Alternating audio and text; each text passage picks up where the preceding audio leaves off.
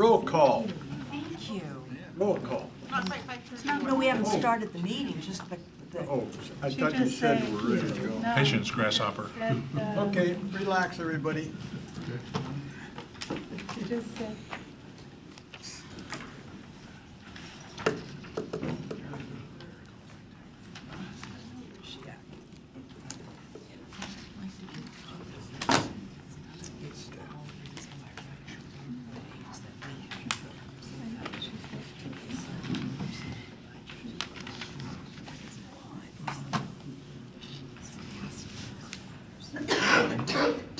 Don't know how I would phrase it.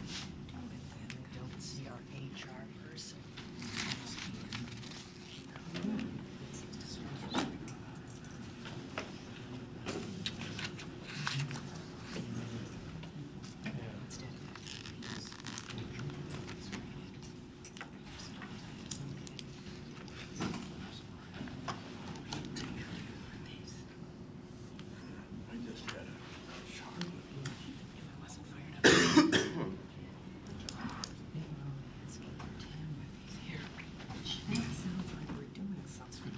I just had a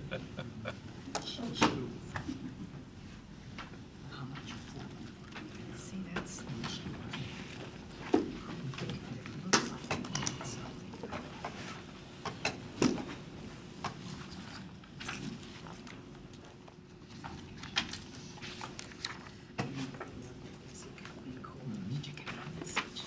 Okay, the meeting will come to order.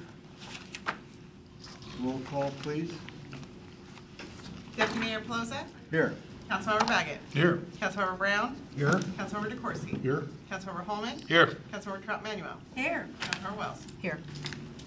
Are there any announcements? No, Chair.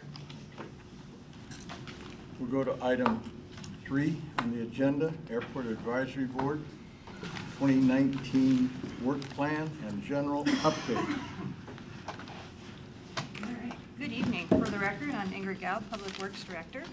And tonight I have with me Tim Mansonides, who is our new airport manager, and Deanna Clark, who is the chair of the Airport Advisory Board. So we wanted to come and give you just a quick update on kind of what's been going on with the airport, with the transition that has been happening, and then go over the 2019 work plan for the board. So with that, I'm going to hand it off to Tim to start. Good evening, Council, Madam Mayor. Just wanted to give an update on the transition. So as the Council's probably aware, the airport was managed by private contract the past 14 years, and the city decided to bring it in-house, and Public Works, Ingrid hired me in December, and then we hit the ground running and immediately hired staff and are getting equipment in place. And then some of the other things we've been doing, we're currently working on the big runway project. That's in design and right now scheduled to happen next spring. And we've been meeting with potential users, stakeholders, commercial tenant, working closely with the economic development department and that as well in marketing the airport. And then as well, we've been working on some exciting projects. We're upping our Airport Appreciation Day that bolsters the airport and the community. That's slated for July 6th. And right now we've got free airplane rides for kids and helicopter rides and balloon rides and a car show, thanks to the mayor. We met with them today, so they're planning on coming out, and should be a great event to showcase our airport in the community. And on top of that too, we're leading economic development through airports for this Fly Washington Passport program. Auburn Airport in the city of Auburn is headquarters for the Fly Washington Passport program, and what it is every pilot, or we hand out passports, and you get stamps at the 100 plus airports open to the public within the state, and they come back to us and are validated and are given flight jackets and patches and pins. And just pilots need the $100 hamburger, is the saying in the industry, and they need a mission to fly somewhere. So this program pushes that and is excited. It started last Monday on April 1st, and we have some of our tenants that flew to 10 airports in a day and got stamps. So a lot of exciting things, a lot of changes happening, and the transition's been going smooth thus far. So before I hand it over to Deanna, do you have any questions for me? Yes, you mentioned about helicopter rides. Where do you go to sign up, or how much is it? So you can come down to the airport almost any day and get those, the weather dependent and probably schedule dependent on our helicopter operators. But for that specific day, we plan to, whoever shows up can come get a short helicopter ride and go up. So all you really need to do is show up. There's no cost. No, there will be a cost for the helicopter rides, but What's there the are. cost? Well, that will have to be determined. We're Okay. working with How the much you weigh. helicopter operator. Hey, that's personal. No.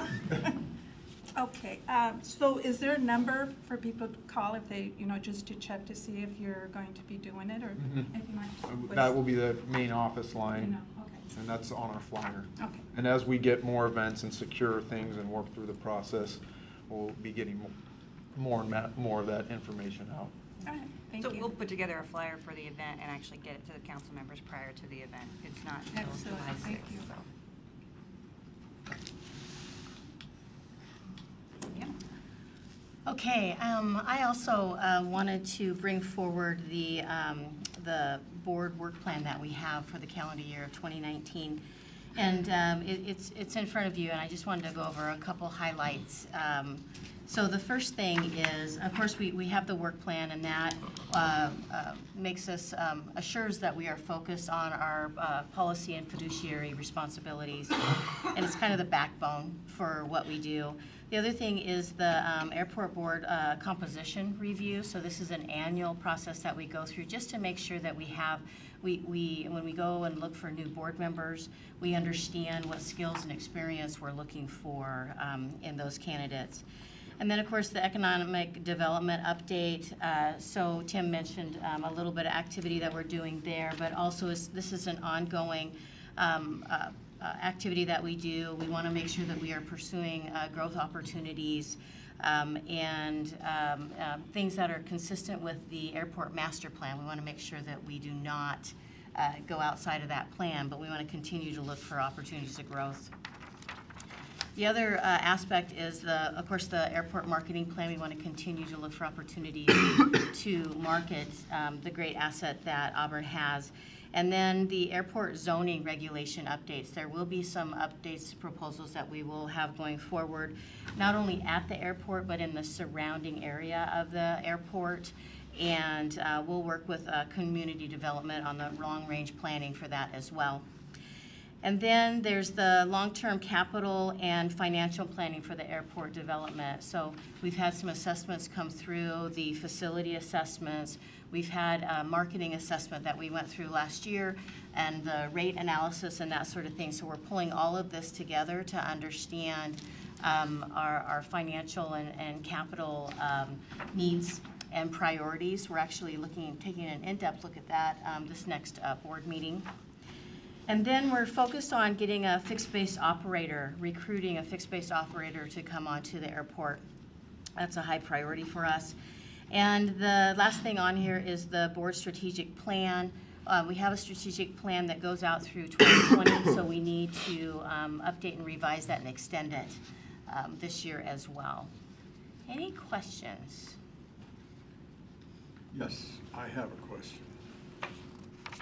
What are some of the capital projects that will be beginning or in the middle of?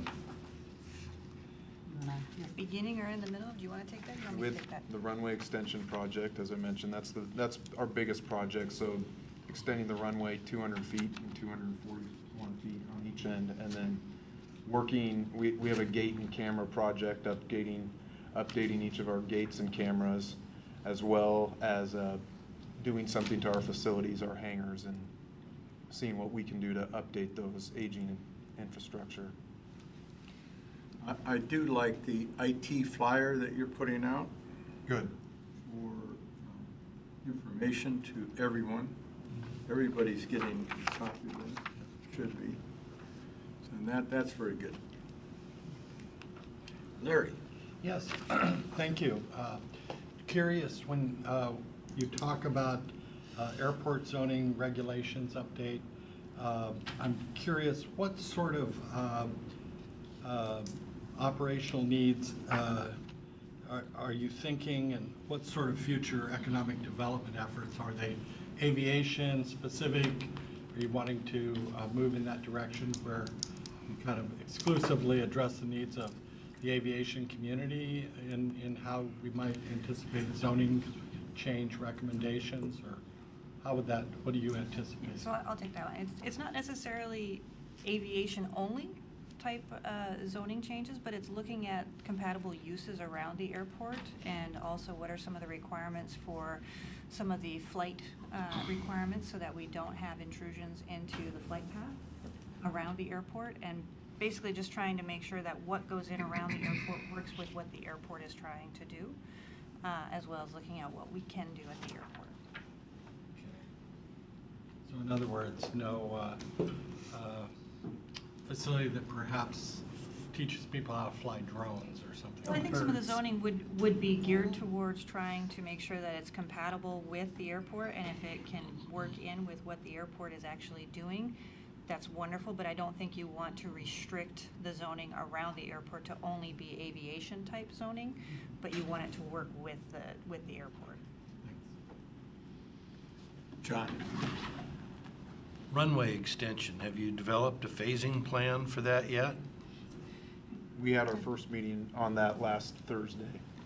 So we've just mentioned to them that I've started to meet with their tenants and let them know how that will affect them. And honestly, it's probably the actual construction is a year out. So letting them chime in and seeing within reason how we can work with them to impact or have the least amount of impact to their business as possible. There's going to be an impact, but we want to be cognizant of that and let them be able to operate as much as feasible and as much as safety allows. It will be a balancing of trying to complete the work with some runway closures, as well as trying to keep it open so businesses and the users of the airport can still function. Well, you've got to be used to that after all the other road construction projects. Aviation is a little different. Yeah, but you can do it. You can drive around another road. You can't always go to Another airport. Anyone else from the council? Questions? That concludes. Thank you very much, and welcome to Auburn. Thank you. Thank you. Now we'll have the economic development and strategic plan update.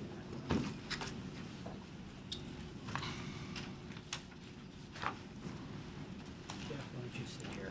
Okay.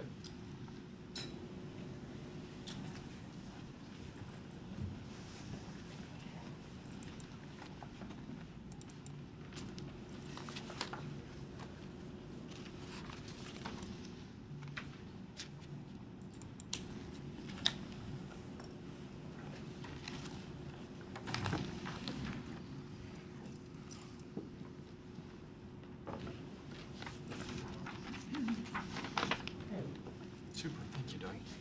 So, Mr. Chairman and Mayor and Council, Doug Lean, Administrative Department, Economic Development Division. We're here this evening to do a year two update and report on our strategic plan that was adopted by the City Council a couple years ago and amended into the city's comprehensive plan last fall. With me, I have TIP Strategies, Heartland Consulting Group, and Retail Coach. They're going to introduce themselves. These are the three consulting teams that were originally put together that helped write this plan. So no better than them to come back and give a report card on how staff is doing and implementing things.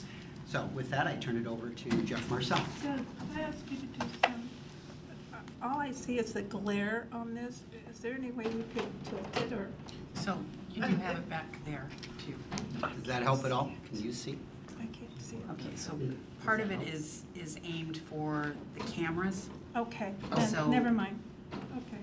Sorry. I'll just, that's fine. And you have I'll it- do- you have a yeah, packet as yeah, well. Thank you. Well, Mayor, Deputy Mayor, and council members, it's a pleasure to see all of you again. I saw many of you in Washington, D.C. just a few weeks ago at the National League of Cities Conference. So it's so good to be here again and to see all of you, and we appreciate the opportunity to present to you this evening. So once again, I'm Jeff Marcel. I am a senior partner with TIP Strategies. I'll introduce my firm just to give you a quick overview, just as a reminder, and then I'm going to ask the consulting team to introduce themselves and share a little bit about their firms as well. I think we all know each other well. TIP Strategies is a 24-year-old economic development and workforce development strategic planning firm.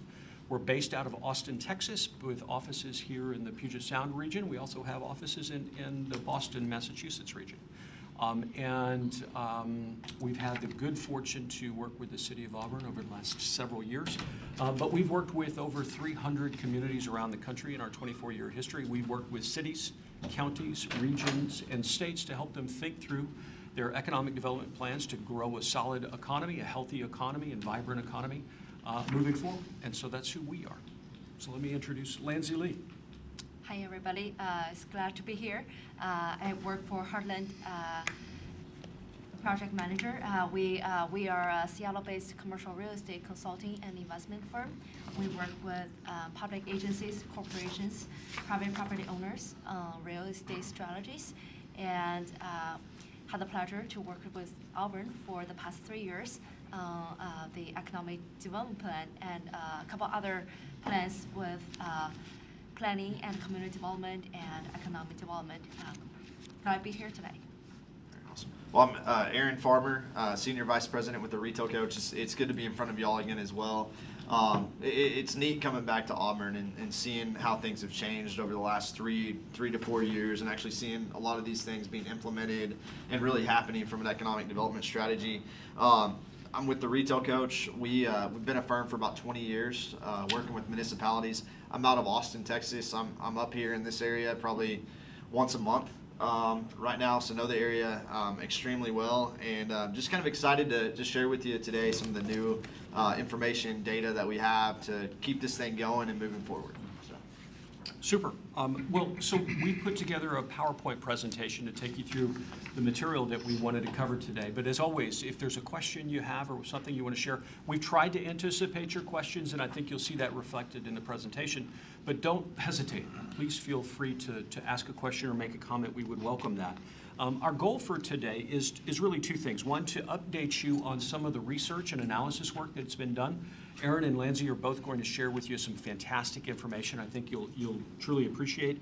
And then I'm going to update you on the progress of the plan and then point out some of the highlights that have taken place. We are 2 years into the 10-year strategic plan, so still in the early stages, but we've got some great things we want to share with you, some of the highlights. We do have about, I would say, probably somewhere around 45 to 50 minutes of presentation, and then we are happy to stay for as many questions and answers as you would like, as you have time for. So with that, I'll proceed with the presentation. So one of the things we wanted to do is just give you a quick reminder of the project. You may recall this. This is from 2015. This was actually from the RFP that you all sent out that we responded to. These are the components that you wanted to see out of an economic development strategic plan. And you can see it was incredibly comprehensive. I will tell you, in terms of city plans, this is the most comprehensive city economic development plan that I think I have seen. So, and you all are quite familiar with all of this work. This is the project schedule, and I thought you might get a kick out of seeing this, go down memory lane a little bit. It was a pretty complicated project. We got a lot accomplished. We did a tremendous amount of analysis work. And that means we looked at a comprehensive economic and demographic analysis. We looked at retail data. We looked at commercial real estate data. We also looked at targeted industry data. But we also did an extensive amount of public outreach and public engagement. And so we did multiple interviews, both with leaders within this market, but also within the region. We did focus groups within community leaders within Auburn. We also did a large-scale survey. We did town halls, and then we had a fantastic steering committee that we had a chance to work with as we developed the plan itself. So that's just a little background about what took place. It was an 11-month project, so very comprehensive, very thorough, and so we finished at middle of the year in 2016. So that gives you a little background about, a little refresher about what we accomplished over that 11-month period. And now let me turn it over to Aaron to give you some information that he's put together about the retail market. Thanks, Jeff. And it's great to be here again, like I mentioned, but I want to talk to you today a little bit about a new retail market analysis. So our firm has spent the last couple of months really taking a hard look at what has changed since 2015, 2016 time period to now, and kind of in between there from a retail market standpoint.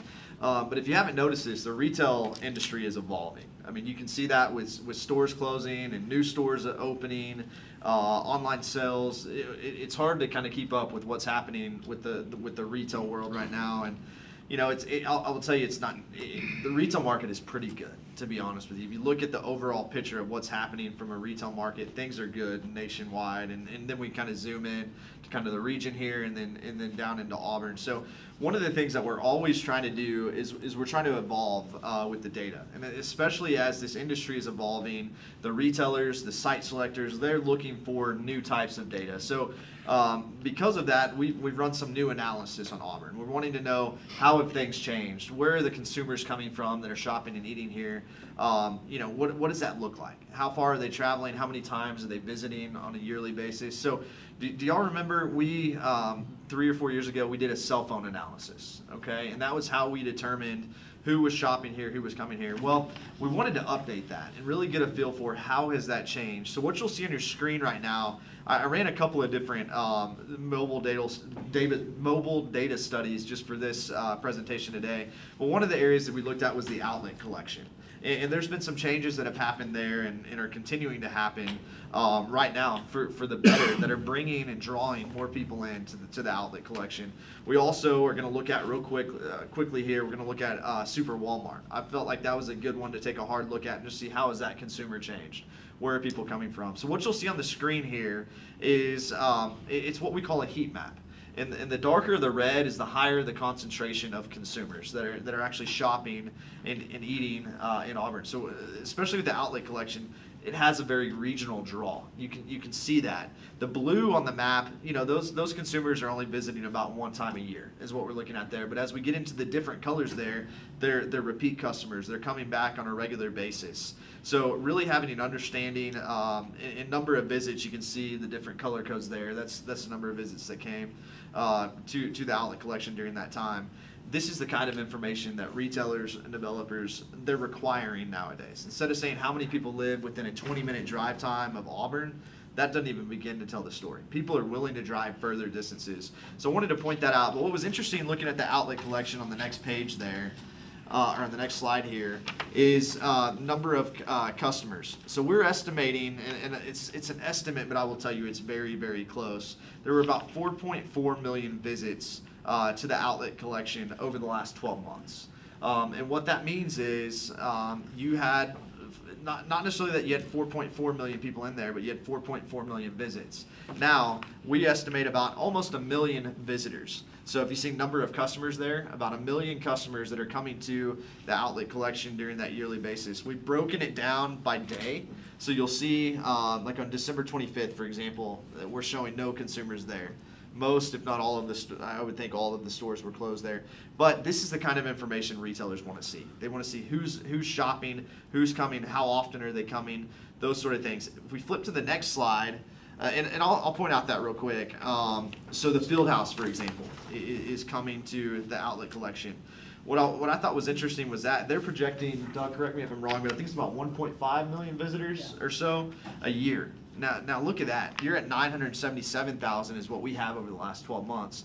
So we're talking about a pretty big increase, which the hope is that'll turn into new need for retail, desire to get additional retailers and restaurants there. So I wanted to point that out because I think that's going to be a tremendous opportunity there. But if we look at the next slide, we're able to tell information about the outlet collection about where people came from before they went to the outlet collection. So we can tell that 54% of people actually came from their home before they went to the outlet collection. We can tell only about 6%, 5.5% came from work. Thought it was interesting, but 1.2% came from Walmart. So they, maybe did some shopping at Walmart and then came to the outlet collection. Then on the other side of the screen, we can also see where they went afterwards. So about 50%, 49.9% went home. 4.1% went to the Walmart, went to the Supercenter. and then 2.6% went to work.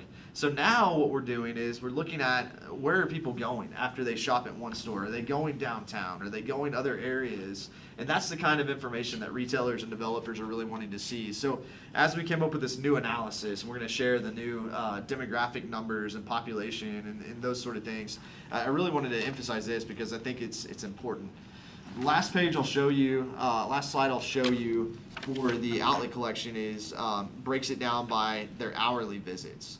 And I thought this was interesting, but the busiest time of day at the outlet collection is 2 o'clock in the afternoon. Now, I would not have necessarily thought that without looking at this data, but it kind of gives you something to think about. And as we talk to different retailers, as we talk to restaurants that are maybe looking to come here, this is the kind of stuff they're looking at and looking for. It does make sense on the bottom half of the screen there that the busiest day is Saturday. Saturday and Sunday are the two busiest days. So this, again, the type of information that they're looking for. We're going to flip to the next slide real quick. And this is, I mentioned we're going to look at Walmart real quick as well. You can see Walmart does not have as large of a regional draw. It does have a regional draw, but there's quite a few of these Walmarts in the region here. So it's more of it's more centered around Auburn is what that retail trade area looks like there. You can kind of see the red just kind of right there around Auburn. We flip to the next slide. We're able to tell where people are coming from again. To 54% are coming from home. So a lot of just really good information there. What was interesting on the next slide here is your busiest times at Walmart is really in that 4 to 6 p.m. Time frame. So depending on what retailer we're looking at, you've got different times based on how they're busy at different times. Outlet collection 2 o'clock was the busiest time. So really some interesting data there that I wanted to share with you to how we're looking at and just trying to. We have a question here. Yes, sir. Yeah, this one related to Walmart. On the back where it says where they were before and where they were after. You're right. Is that? No, it looks like we got a repeat slide in there. Okay. Yeah. I just because Yeah. as much as I'd like to go to Walmart, I think I would leave Walmart before I came back to Walmart. Good point there. All right. So if we look at this next slide here.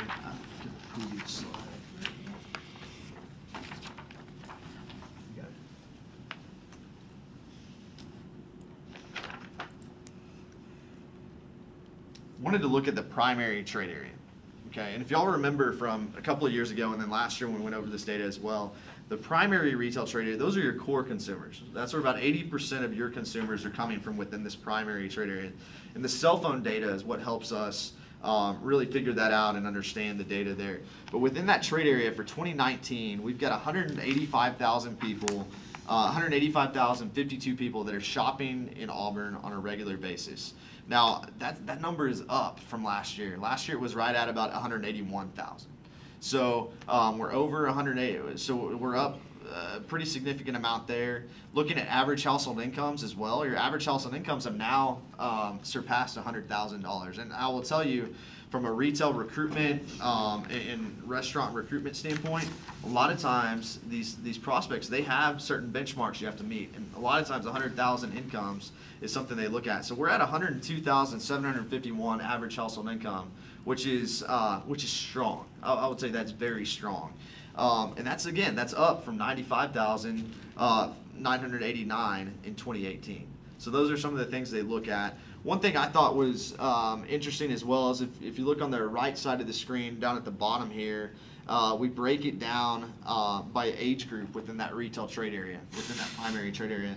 One thing that I noticed was that millennial age group, it's that 25 to 34 age group, is the highest percentage within that retail trade area. And we're seeing that kind of across the board regionally. You're seeing that increase in millennials. And Jeff, I'm sure you're seeing that across the region as well. So I thought that was interesting because just, even as we look at, just 1, 2, 3 year changes, we're seeing some changes in the demographics and pretty quickly. To jump that high from an income standpoint talks about the market here and talks about the workforce and kind of what's happening here. So I wanted to point that out.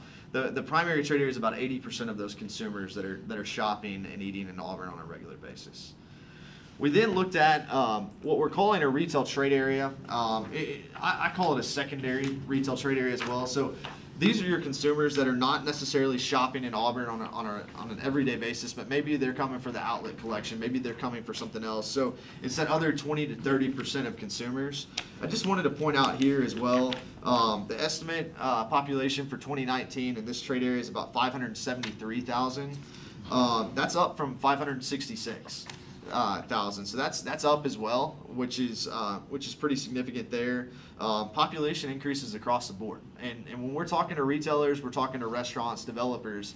That's the one thing that they want to see. They want to see incomes increasing. You know, when you have stagnant population, you have decreasing population. That's typically a red flag. So when we're going to retailers and restaurants, or your economic development team is talking to them, that's a positive. Same thing again on this one as well. Average household income's up over 100,000. So we're at 101,337 in the average household income category. That's up from 95,000 in 2018. So kind of the same thing with the millennial age group. Again, I mentioned that's something we're seeing regionally here. So this is the information. This is a snapshot of it. We've got hundreds of pages of demographics.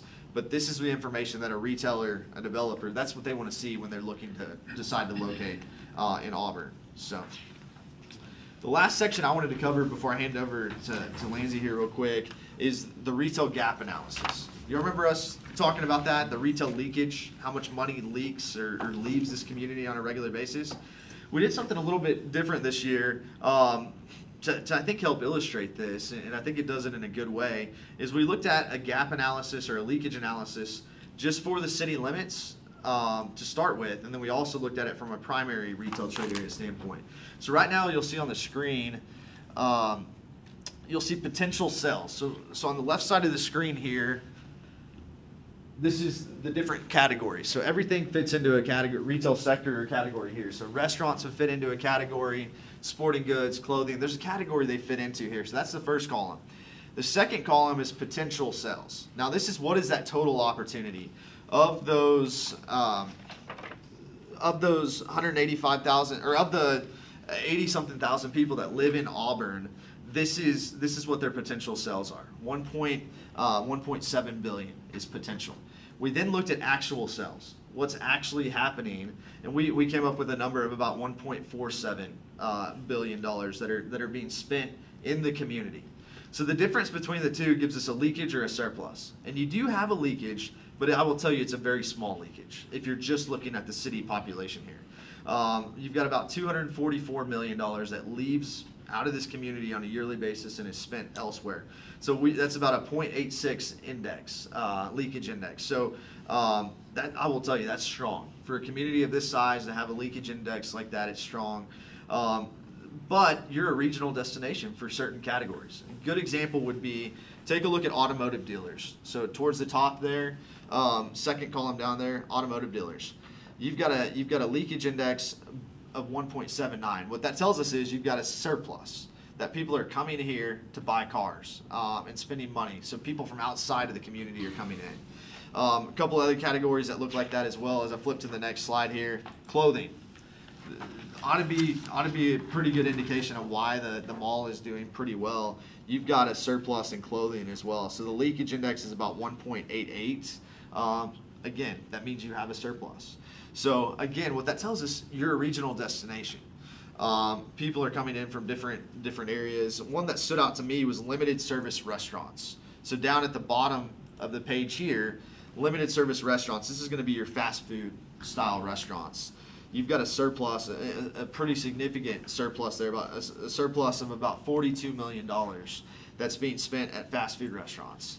And I will tell you, I think part of that is the local workforce that you have here, and the people coming in that maybe they only have an hour for work and they've got to get fast food. They don't really have much of a choice there. So that stood out to me just a little bit as we look at that. But I will tell you from a leakage standpoint, to be at a leakage index of about 0.86 is pretty strong for a community there.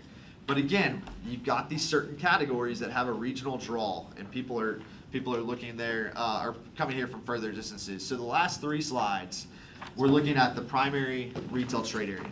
So again, we're looking at a little bit larger of a retail trade area to determine what is that potential. So again, we're looking at the 80 sectors or so. Potential sales within that primary trade area is about $3 billion. $3.2 billion is the potential sales. We compare that to actually what's happening in Auburn, and that gives us about a 1.4 billion in actual sales. So in that case, we've got a leakage of about 0.46 index, or a leakage of about $1.7 billion that's leaving on a regular basis. So this gives us an idea, this gives us numbers to take to retailers and restaurants to say, look, we're taking care of our local crowd here, but we're a destination. We're a regional destination. We've got people coming in here. So looking at it this way, looking at the primary retail trade area, gap analysis is a better gauge for us to go to retailers and restaurants and be able to say, here's what the opportunity is. So I will tell you, I'm encouraged. Just looking at the incomes that are up, looking at the populations that are up from a retail standpoint, looking at the leakage sectors that are looking better, looking at the sales tax numbers that are, from the numbers I've looked at, retail sales numbers are up. I think my opinion, I think we're doing well from a retail perspective. I think with the field house coming in, I think with Dave & Buster's, I think with other things, I think with new retail, new development happening, it's going to be a pretty exciting next couple of years from a retail standpoint. So that's our assessment, summary of an assessment for you to kind of take a look at. And I'll hand it over, unless there's any questions for my part, I'll hand it over to Lancey. Great. Thanks, Eric. Yes, ma'am. Are you looking at all of these coming to the outlet, that whole area over there, instead of the whole city of Auburn? We're looking at everything. We're not just looking at the outlet collection. We're looking at downtown. And I don't have a screen of it here, but we had identified about 7 different submarkets within the community. So downtown was its own retail submarket. Kind of the outlet collection was its own. Auburn Way South was its own. So we're looking at all of those different areas to determine where people are coming from. I just wanted to show today just kind of the Super Walmart and just the outlet collection, just to kind of give you a feel for where consumers are coming from. But we're looking at the community as a whole, and that's why you're seeing retail growth throughout the community. But I think some of the projects in some of these areas are going to help drive a lot of that new development. How many stores do you think that we need to put in place in Auburn to replace, like, the Rottles Clothing, Ken Nelson Jewelry? Those were big businesses in Auburn. Yeah. So what do we have to do to Sure. beef that up? So, the retail world is evolving, and you're seeing a lot of these, like, older department stores, for example, and you're seeing a lot of the more traditional retail stores. Some of them go away, and we're seeing them replaced with other types of stores and those sort of things. We're seeing it throughout. You're seeing big box is not expanding rapidly right now. So what we're seeing come in is we're seeing what we call junior anchors or junior box stores are coming in and taking the place of some of these anchors and doing those sort of things. So it's hard to say exactly how many stores could come in to maybe fill the ones you mentioned there, but we're trying to identify prospects that could come in and really be successful there. One good thing that's happening right now in your community is you're having some of these entertainment users come in that have these regional draws that are drawing more people in. So I mentioned the Field House already. I mentioned Dave & Buster's, and what that's going to do is that's going to help really beef up the opportunity, if you will, for additional retail to come here. It's bringing people in. We call it retailtainment. So they're not traditional retail, but they're not just entertainment. It's retailtainment is what we're calling it. So what I think is going to happen is I think you're going to see what's happening at the mall, what's happening in some of these other areas, drive additional development in those areas. Does that mean, there's new pad sites that become available? Does that mean there's new restaurants that come in? Is there new development that comes in different areas? I think you're going to start to see that over the next couple of years. And that'll help take place some of those longtime businesses that were here and went away. It's that evolution, if you will. Claude, go ahead. Aaron, on the one for the building material and garden equipment, et cetera. Yes, sir. Like home centers, is that like the Lowe's and Home Depot? It is, Okay. yeah. And then hardware stores like Ace Hardware and? Correct, yes, sir. Yes, sir. So other building material dealers, how do you classify that? So other building material dealers, a lot of times will be like flooring companies, maybe roofing companies. A lot of that sometimes is wholesale type retail that fits into there. So that's typically who fits into there. Sometimes plumbing supply companies would fit into that. Yeah. There was a recent article in the Seattle Times couple weeks ago maybe, about, and you're probably familiar with Northgate Mall. Yes, sir. In Yeah. Seattle. Yep. Where Macy's is leaving, Penny's is leaving. I don't understand myself with the population growth that we have in this region, why some of those big stores are leaving. Can you put any? Online. Yeah, I mean, It's online. a lot of it's the online sales aspect. You know, it's just so easy and convenient to buy something online. What you're seeing right now with Macy's and some of the larger department stores is they're shrinking the size of their stores and making, you know, a lot of times Macy's is a good example. They're making half of their stores warehouses. And, you know, you can come in store for a limited selection, but then you can buy something online and have it delivered or pick it up right then. So I think it's a mixture of the online sales. Online sales, though, it's going to be like it's like anything. It's not going to grow. It's not going to continue to grow as fast as it is forever. At some point, it's going to slow down. And I think Amazon has figured that out. You know, Amazon is opening brick and mortar stores now, if you've heard that. So I think even the biggest player in the industry from an online sales standpoint is realizing that, hey, we've got to start opening brick and mortar sales. It's got to be really a multi-channel marketing effort that they have, or multi-channel sales effort that they have. So a lot of it, honestly, is the online sales. I mean, I will tell you, JCPenney's has closed a lot of stores. We've all heard about, you know, Toys R Us and Sears and those. I will tell you, we thought that was going to happen in the retail industry. We thought that was going to happen 20 years ago. We've kind of just been waiting for that to happen, and a lot of them have held on. But it's really no surprise. But I think at the end of the day, I think online sales has probably the biggest part of that. Thank you, John. You mentioned two stores that have closed in Auburn, Roddles and Nelson Jewelers. Two family friends of mine that I've known all my life. I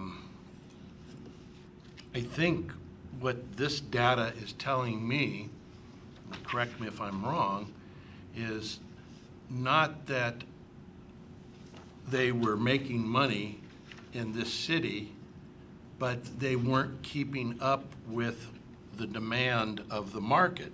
Because in both those categories, men's clothing stores, we show a surplus of $5.5 million. And in jewelry, we see a surplus of $4.75 million. So we're selling lots of jewelry and lots of clothes. They just, different times of the lot. Roddles, it was time to retire. Nelson Jewelers, the family probably weren't willing to make the changes that the market is requiring. But we're selling lots of men's clothing and lots of jewelry. Largo. I think that we keep talking about online buying, but I've been experiencing online returns. And I'll tell you, they've made it so easy. And you can get things now faster than you can drive to the mall, find it, bring it home, try it on. I mean, it's really amazing. And when you look at the age group that's doing all the shopping, it's the age group of some of our daughters. And, you know, their fast lives, being in school and working and having young children and stuff, it's the way for them to go. You know, you're right. It's a convenience factor. Clyde. I think your comment was interesting. You're talking Amazon because I think it was just a short period of time ago where Bezos told his employees at some point in time Amazon will fail. So he's prepping them for the future, which we know is probably something that could happen. So I'm curious to know, though, when you look at this list. Sure. We can't do it all. Knowing that Auburn's going to be 100,000 plus here in the next few years. Yes, sir. Where should the focus really be? I mean, should we look at the small mom and pop stores, or how do we get that? How do we really encourage the retail market?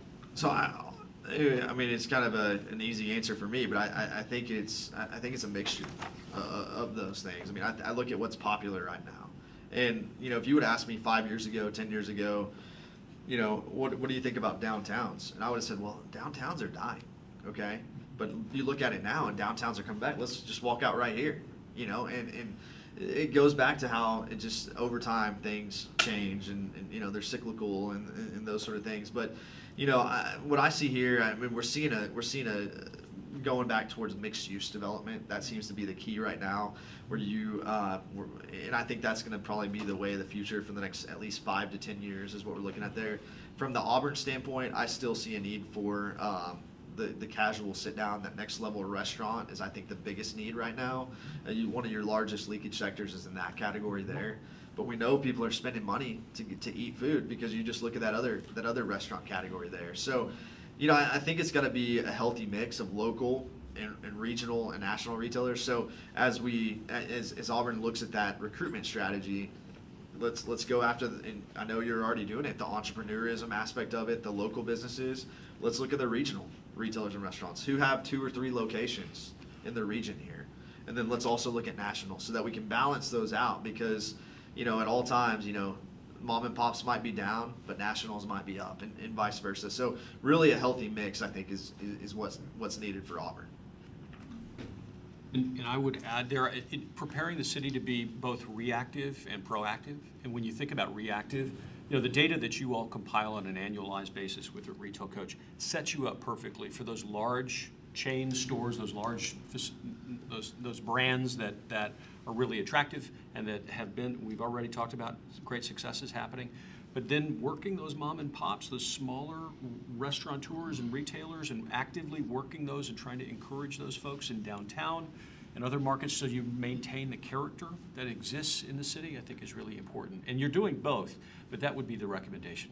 And giving access, and you do already, but giving the access to your local businesses to this type of data, to the cell phone data, that goes a long way, because that gives some of the smaller mom and pops access to the data that the big players have, the national retailers and restaurants, the Amazons of the world, the Walmarts of the world. So just like you said, that's important to be able to give them that information also. So if it's all right, I'm going to hand it over to Lancey with Heartland to talk through. Great, thanks, Aaron. So in the next section, I will walk you through the market and development capacity update. If you remember, several years ago, we working with Jeff and Aaron we were focusing on understanding the real estate from mostly the office and industrial market of Auburn, and how it compares to its peer cities in South King County and North Pierce County.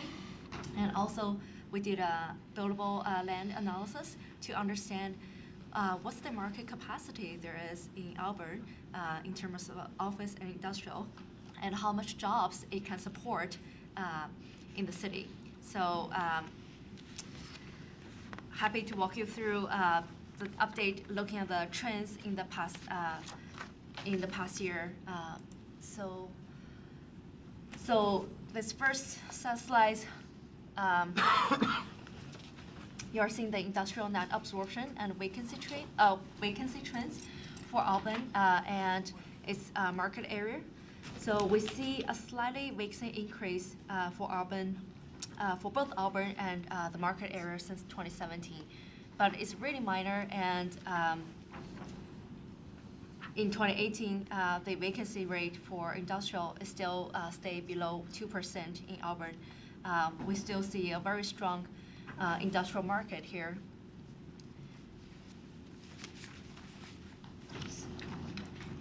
Going to the next slide. So this slide, we are looking at the industrial rate and vacancy trends. As you see, rent has been increasing since 2013, and it has increased 5% from last year, from 2017, and 20% increase in other markets, mainly in Sumner, Puyallup.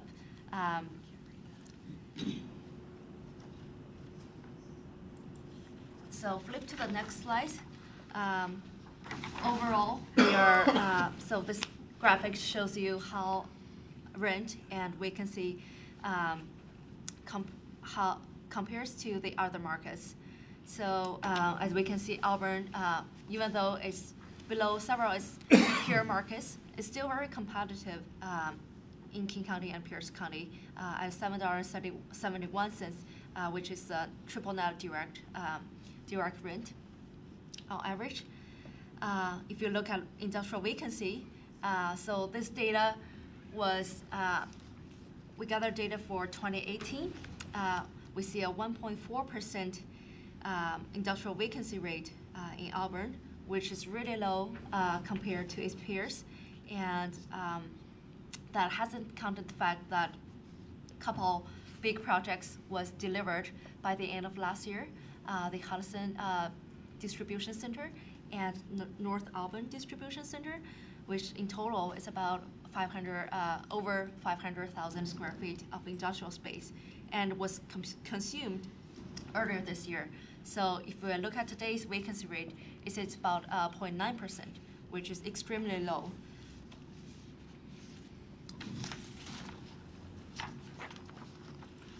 So next slide, moving to the office side. Again, on the graphics, we're seeing the direct vacancy dropped from last year, but mostly stayed steady in the past couple years, around 5%, which is about half as what other cities are doing.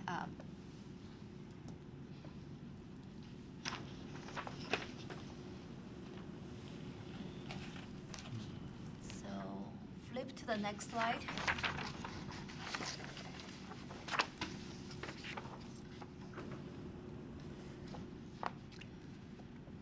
So here we're looking at the office rent and vacancy in Auburn and and the market area. So we saw a slight rent decrease since 2017 from $19.20 to $18.20 in Auburn, but it is still higher than what we have seen in 2012, 2013, and 2014. It seems like the market here is a little softening, but it's not too much surprising.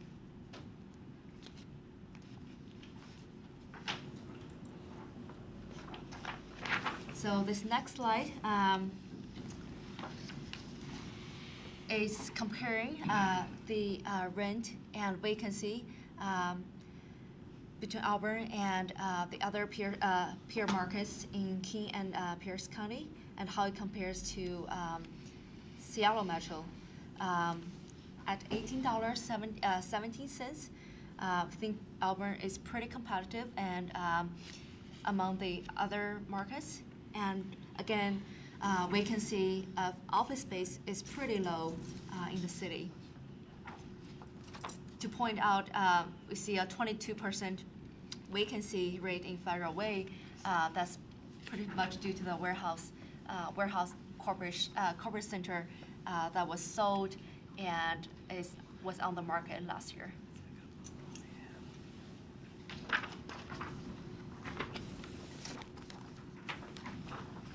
So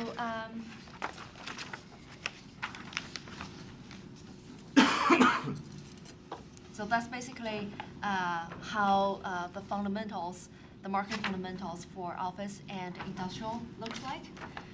So in the next couple slides, I will walk you through our update on the market capacity analysis.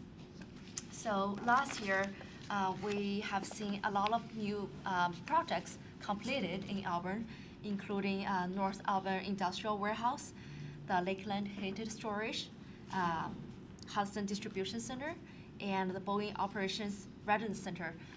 So most of these all of this were in the pipeline a couple years ago since we did our study. So it was a big year to see a lot of these projects finished. So with there are not much new projects permitted in 2018. So on the left-hand side, with our new information, we see there are still 3.6 million square feet of office capacity in the city, and 10.9 million of industrial space that are available under a full build-out scenario that will create 13,000 new office jobs and over 7,000 industrial jobs.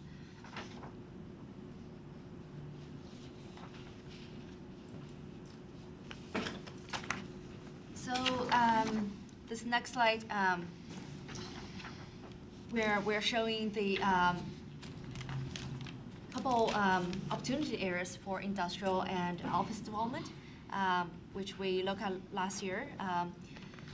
Auburn Gateway, again, we're looking for another 1.6 million of office development, of commercial office development. In the near term, in the near or long term, Emerald Downs is another opportunity areas, and GSA property, which has huge capacity for industrial development.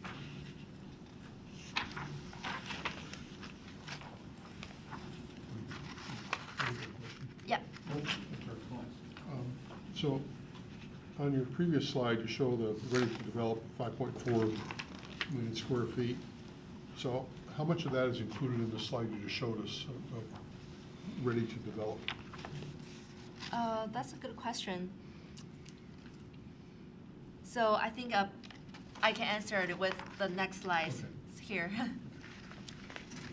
So really, the next slide is a breakdown of our of the table that you saw earlier.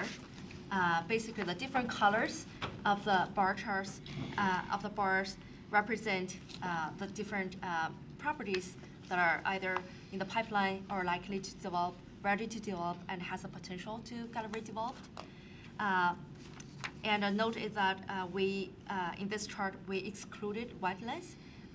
So basically, we took out the area that is impacted by wetlands from the capacity to really understand what's the net capacity that are in these categories likely to develop and ready to develop, because we see even though wetland mitigation is possible, we consider that as unlikely to get redeveloped. So on the chart, you see 1.3 million square feet of office capacity as a base capacity. And if we add on GSA property, there are probably another 0.18 million square feet capacity. If we consider Auburn Gateway, there are another 1.6 million of office capacity there.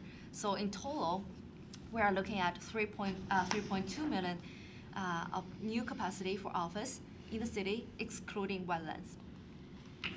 On the industrial side, we are looking at 2.7 million square feet of industrial capacity, excluding GSA, Emerald Downs, and Auburn Gateway. So if we start adding those back, we see at Auburn GSA property could provide another 2 million square feet of industrial capacity, and Emerald Downs could provide 2.3 million square feet of industrial capacity.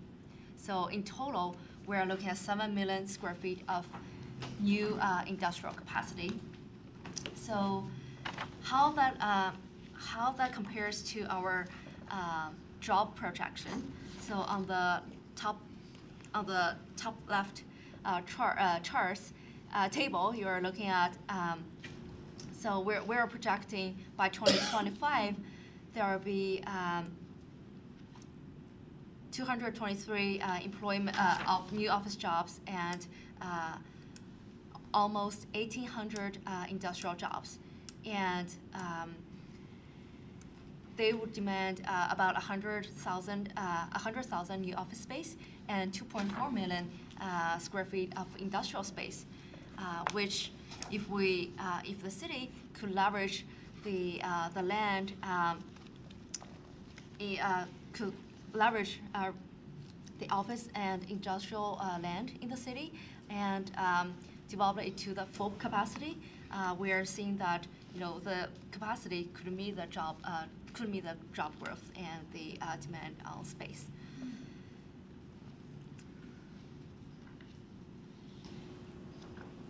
Any questions?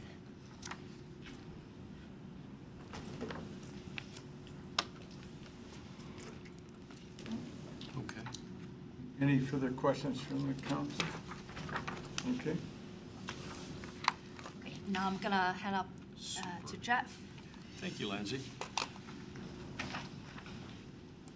So I'm very fortunate because I have the opportunity, I get the opportunity to brag about a lot of the work that the economic development team here at the city has done over the last year. And it's been an outstanding year. And so I'm excited to share that with you. I also will share with you some of the highlights, the scorecard that we referenced, some of the data that we pulled together. Some of that has already been shared by Lindsay. We wanted to have a dashboard to you for every single year. We typically don't do the deep dive that Lindsay's just done, so some of the information is kind of a repeat, but I wanted to make sure that you knew you have it and it's available to you. But so let me dive in just as a quick refresher about the plan that we put together. It's really in 4 categories, and I'll share briefly what those 4 pillars of the plan are really all about. One area of strategies, these are actions, are focused on what we reference as service delivery. These are economic development actions or functions that happen at the city level to encourage investment into the community or to keep investment within the community. The other category, we have another category called product. What we're talking about here, product development, is all centered primarily around commercial real estate and making sure that that environment for commercial real estate is positive. The third category is under place, and really what we're talking about here is quality of place, to make sure that Auburn is as attractive as it possibly can be, to maintain the character of the city, to improve impression corridors. It's about making sure that Auburn remains a wonderful place to not just to have a business, but to live and to raise a family and to have a job. And then the final is all around messaging. And here what we're talking about is really marketing and promotion. We're talking about telling the story about why Auburn is a wonderful place to invest and to live. And that's where our 4 categories of strategies are. This is the analysis that we have done. The economic development team and I spent a fair bit of time together. We had almost a half-day meeting going through the almost 110 tasks and actions that are part of the strategic plan and assessing where the progress has been made under each one of these. We cataloged all of these, and one of the things I wanted to share with you, we get a chance to do this kind of work all over the country. And I know I'll work in a lot of different communities and they'll say, oh gosh, we have a strategic plan, but it sits on the shelf. It's shelf art, right? And people think about plans sometimes in that way. And I understand that, and I see it all over the country. The reason that typically happens is because there's not a commitment to implementing the plan. And I will tell you, I could not be more excited and proud of the team here at the City of Auburn because they live, eat, and breathe this plan every single day. I was absolutely blown away by listening to every person on the team, not just Doug, but Josh and Tanya, talking about and having the plan up and posted and understanding exactly day in and day out what they are working on and how it relates to the plan. That's something that you should know because you invested a tremendous amount in this plan. So let's talk about a little bit about the progress that has been made. Overall, I will tell you, you are spot on about where we need to be. Now, granted, this is still just a little over 2 years into the 10-year strategic planning process. One thing that is different about the way we've evaluated this than the way we did it last year, we've added, you'll see a new slice of the pie that says ongoing. And that's because we've added that because we think it clarifies this. There are some strategies, some actions that are ongoing that will take place in the first year of this plan that will also take place in the 9th year of the plan. For example, a company is interested in investing or setting up operations in the city, well, that's an ongoing thing. That's something that the team at the city will always react to and be available for. There are other tasks that we want to get done. For example, setting a protocol for when the team goes out and meets with a local company and trying to set a protocol of what kind of information is gathered. Well, designing a protocol is a task that can be completed, right? The other thing is an ongoing thing. So we try to divide it out that way so it was a little clearer to all of you so that you understood what was being executed on. So as you can see from the all opportunities section, there are 17% of the activities that have been identified under the plan are ongoing. There are 6% of things are complete and 51% of the things are in progress. And you can see how they're broken up into the 4 different components. One area that I will mention to you and I'll highlight is is number 4 under messaging, the bottom right-hand side. And you will see that 77% of that is in progress. And in part, I think it's because of the ambitious nature of the economic development team that's here. They've taken on a lot of tasks and seen that opportunity and jumped forward. The other thing I wanted to point out here is that the team, if you recall 2 years ago when you unanimously approved the strategic plan, we had talked about what the staffing requirements were going to be. And I remember we were trying to deliberate whether or not we should build out an entire team or should we do it step by step. Ultimately, you decided that the thoughtful thing to do would be to grow the team step by step, and that's the way we've done this. And I'll say I'm impressed because the team as it is now has said, you know what, we don't necessarily, at least today, we don't need a marketing person, a position in that space. We can leverage some of the room from the team, and we can outsource some of that activity as well. So I just will commend them in being flexible in approaching how this plan gets implemented. So with that, what I'd like to do is just go ahead. Oh, sorry. Jeff, I'm sorry, I need a little remedial education here. The nuanced difference between something that's in progress and ongoing. So, would you run over that again? I absolutely will. I absolutely will. So there are some tasks that ultimately will be completed, and those are what we're calling in progress. There are some tasks that will never be completed because they're part of what we do day in and day out. Okay. Thank you. So along those same lines, which one of these pie charts would you classify as deliverables? So I would say actually all of the I would say all of them lead to some kind of activity, some kind of input that I would call a deliverable. So that's what we're measuring with this entire thing. It would be, I think, make more sense if you could name that deliverable on some pie chart.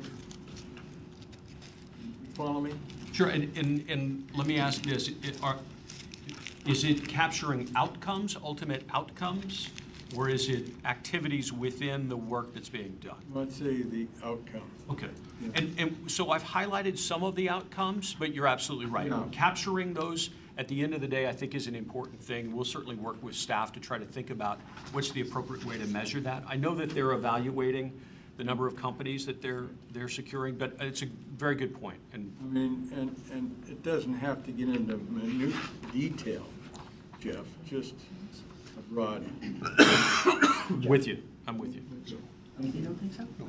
I would think that these are outcomes under delivery. You've got a whole page of them. Those aren't outcomes? So those are highlights of things that have taken place, and then I do have a results slide as well. But these, I do want you to know, these are just highlights. They do not capture everything. But there were big things that I wanted you to be aware of.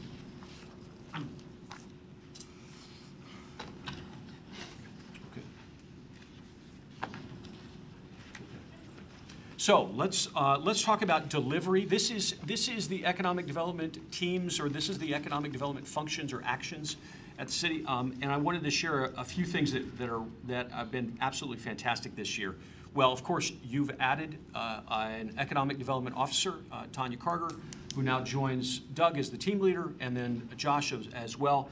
And all of them are pushing forward, and we're excited to see the work that they've done so far. I will share with you also, there's been a lot of work focused on entrepreneurship and assisting entrepreneurship activities in the city. There actually is now, the incubator is into its 3rd year of operations. It's received a 3rd grant from the Port of Seattle, which is phenomenal, especially when you can use grant money to move these things forward. There are over 10 startups in the incubator right now, which is fantastic. In addition to that, there are classes that are coming from the SBDC that are being taught in the incubator itself as well. We'll talk a little bit more about that in just a few minutes. There's a lot of business retention, expansion, recruitment activity, or business expansion and retention activity that's going on. Doug does spend a lot of time going out and meeting with companies one-on-one, but the mayor also does as well. Every 3 weeks, she'll go out and spend time with individual businesses, and that means a tremendous amount. You all are working really well with your regional recruitment organizations, both in the Pierce County area and the King County area.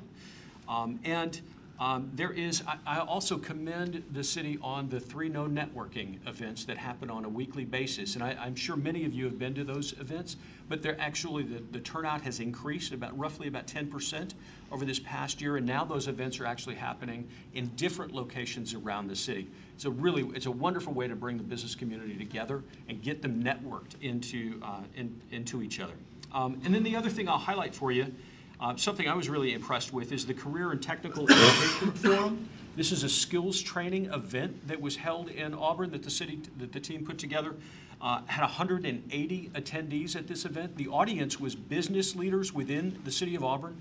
The folks who were presenting were folks in the workforce development world, were in the skills training world, presenting to that business community. Here are the resources that are available to you to help you be more efficient and more effective with your workforce.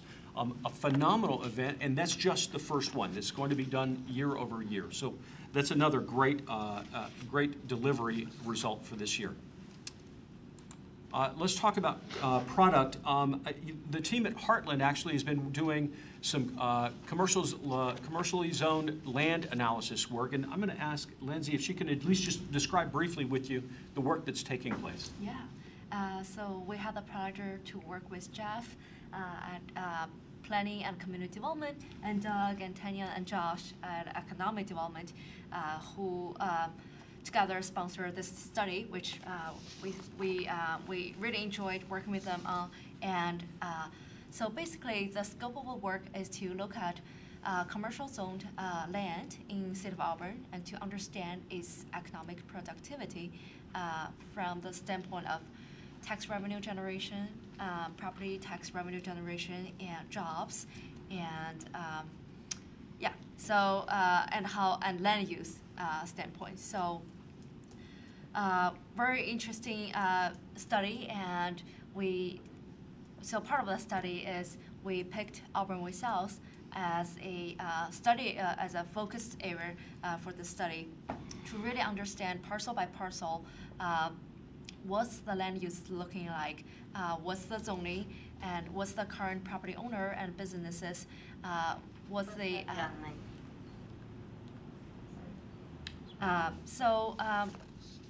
couple findings or suggestions from the study that we feel like, at least for in Auburn Way South,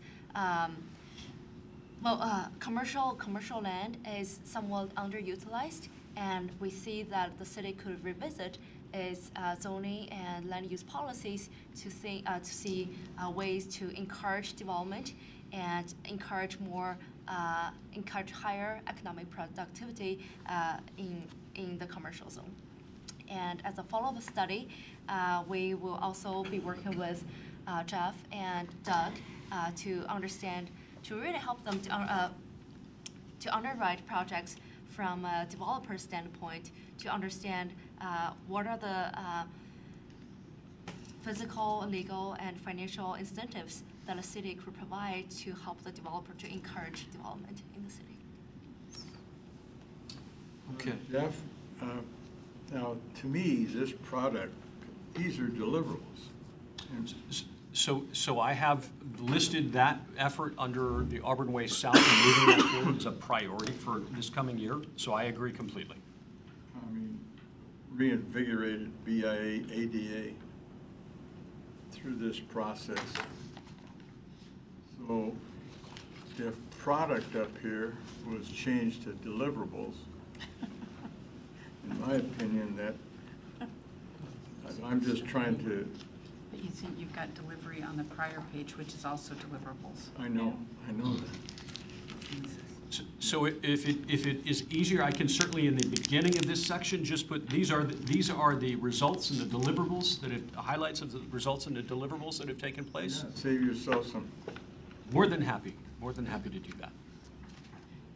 And I do want you to know, resulting from this presentation, we'll be providing to the team here in the city a memo that covers all of the analysis work that's taken place, as well as capturing a summary of what we've shared today. And we'll make sure to incorporate that language.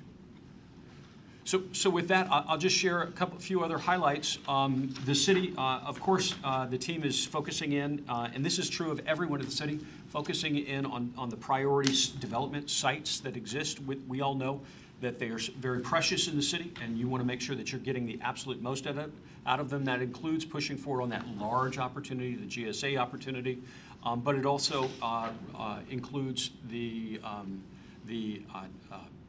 movie theater site from the Robertson Property Group, and making sure that the city gets the most in terms of tax revenue and job opportunities out of those sites is a big priority, and the team keeps pushing on that. I also will tell you something that we've been really impressed with, and I've told this to folks all over the country, the work that you all have done to capture the business license information and utilize that information for your buy local program is one of the most innovative buy local activities I've seen around the country. It's a national best practice that you all should be very proud of, and it's taken a lot of work to do that.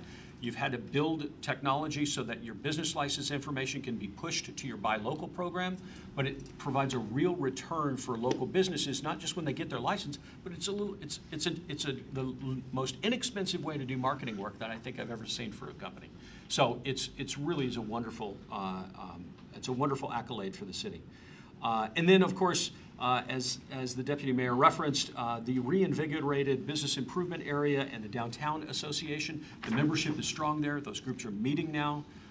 They're executing on the things that they should be executing on, and that was not necessarily the case just a few years ago. So they're doing an exceptional job, and that's because of the leadership here at the city. In terms of place, and I'll go quickly through these, and I do want to just give a fair bit of recognition to Public Works and Permitting, and really everyone at the city for all of the energy they put into identifying the parking garage for Sound Transit. It's going to be at the northwest, as you all know, northwest side of City Hall. That's going to continue the TOD opportunities that exist in downtown, everything that we've all wanted, and it just furthers that. So a big nod to those folks. And then I'll also say that there are a number of companies that the team has worked with. I know that there was a fire back in December of 2017, and there were some businesses there that some unfortunately did not continue on, but there were others that the team worked with to make sure that they stayed within the city and still exist here. There are 5 or so companies that are still around, and in part that's because the city worked closely with them. Same is true of the 2 expansions that took place with Little Nitty and Rail Hoppin'. So those are great. We want to keep those phenomenal companies that exist in the city, certainly the ones in downtown, as much as we can. And then messaging, and I will tell you, this is one of the areas we're really excited about. Of course, the marketing strategy, the digital media strategy here is very sophisticated. The Buy Local program that we identified has been a big success. The updating of the Doing Business in Auburn, that resource guide, is a phenomenal accomplishment. There was some targeted marketing that was done in the Vancouver, BC area, as well as the Portland market. About and encouraging folks to stop and get familiar with what's happening here in Auburn, I thought was really fantastic. Another digital marketing effort that I believe if you look at sales tax revenue and those types of things, you'll see that type of marketing generates a return. So we think it's very positive. And then hosting a handful of different business groups in town, the Import-Export Forum, as well as the CTE Forum, all great things for the city and giving great exposure. Now let's talk about just some of the results quickly. It's not just the BIA and the ADA, it's the Tourism Board and the LTAC Board also have full membership now and are functioning in all gears, and so that's exciting. The relationship, you heard me reference earlier that SBDC classes that were taught at the incubator, they received 450 RSVPs for those classes. And those are classes, and remember when we started this strategic planning effort, the SBDC in many ways was kind of isolated, and it wasn't in the city, and we thought, gosh, we should really bring them downtown to be a resource, and so that's moving forward, and that's happened. Of course, there's been infill construction and new development, 380,000 feet in a whole host of different companies have located. And then in downtown, we've got multiple residential projects, new restaurants, stores, hotels. When I think about the brands that you all that have expressed an interest or moving forward, things like Holiday Inn, the Hilton, the Wyndham, all of those major brands are phenomenal. And when people, that puts you on the map in terms of when other people in different parts of the country are doing searches for hotel rooms, those kinds of things, these brands bring them to Auburn. So we're excited about that. And then priorities for 2019. As Lanzi pointed out, the study that they are doing in partnership with the team here at the city is really going to drive home the work to focus on Auburn Way South. We all have had lots of conversations about how important that impression corridor is for the city. And so moving forward on that in 2019, making it a significant priority is important.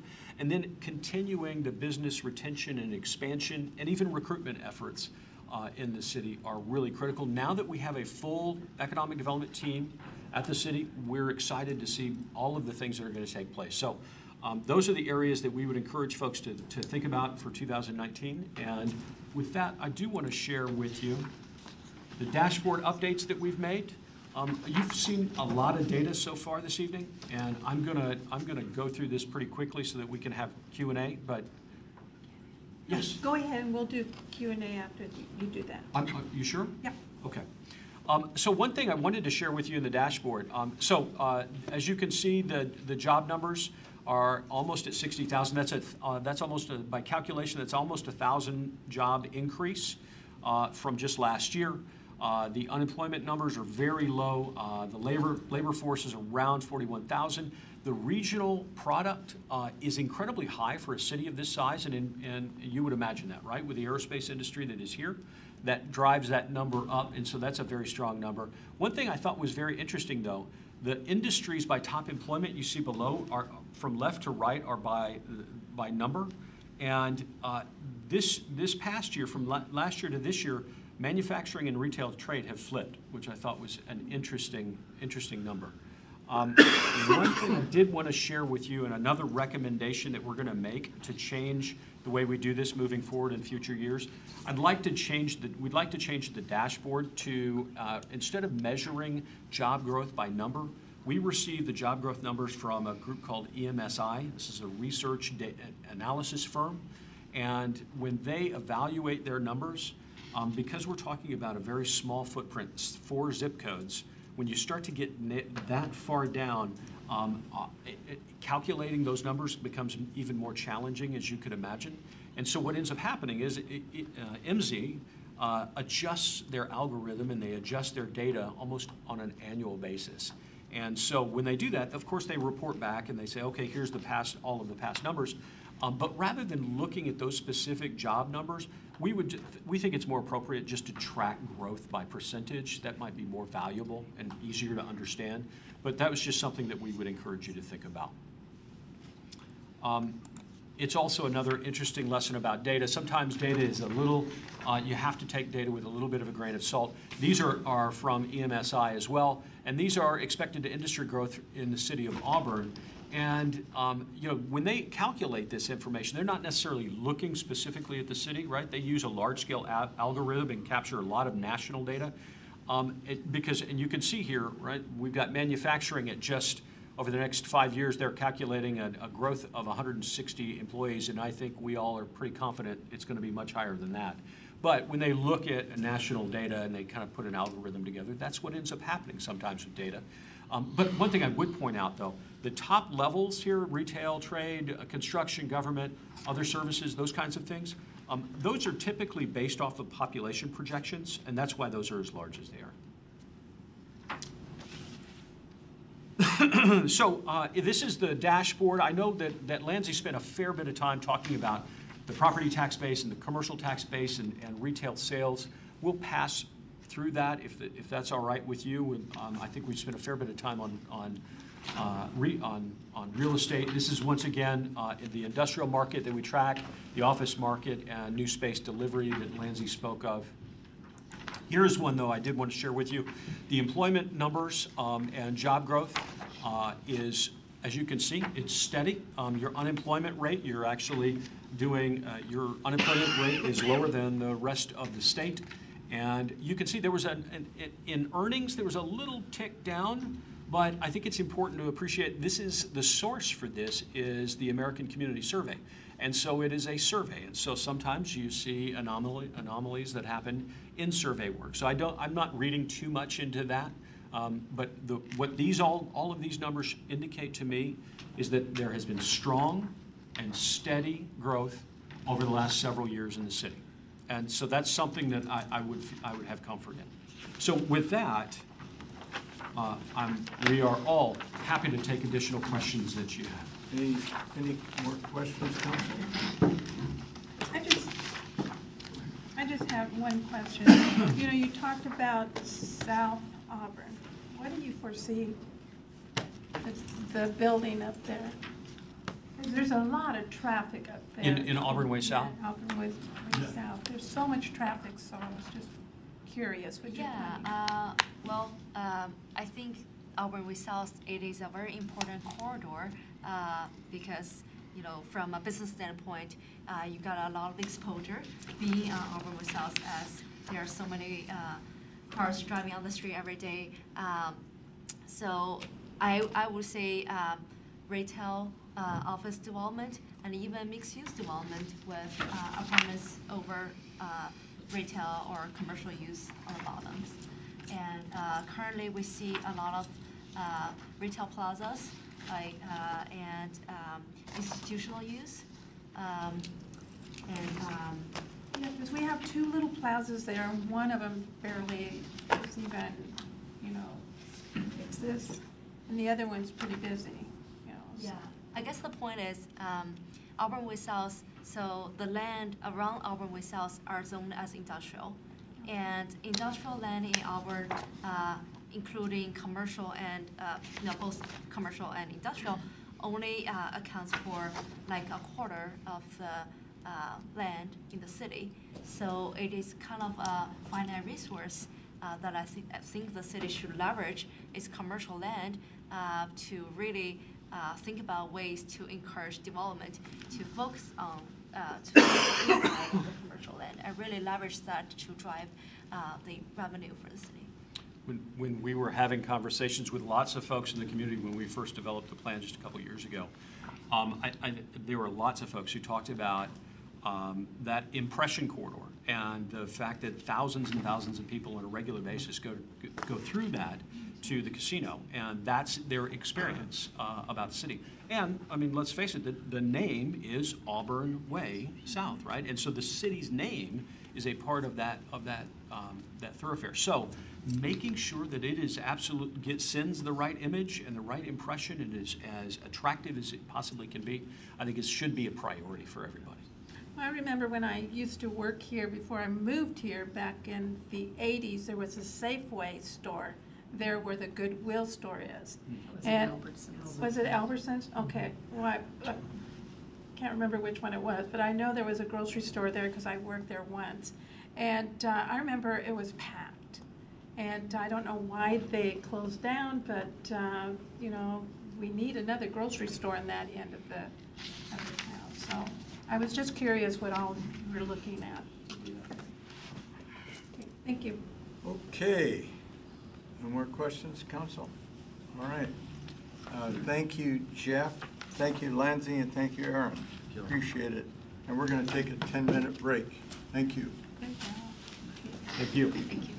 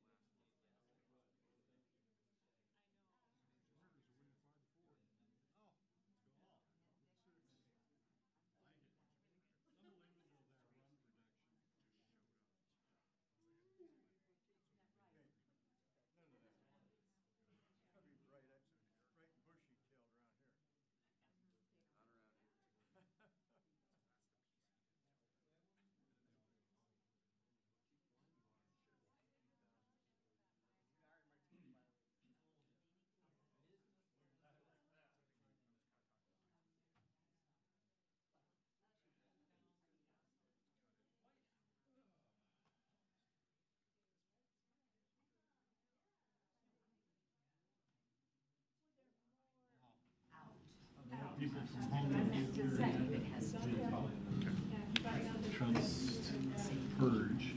Yeah, the Secret Service is going too, the director of it. Yeah.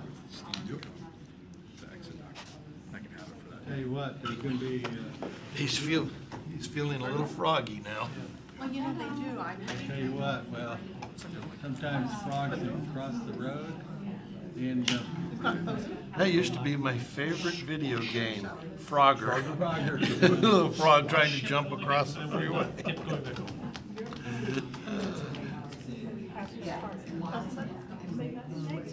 Pretty simple, but Things used to be simple. Pong. Yeah. Boing. Quickly they change.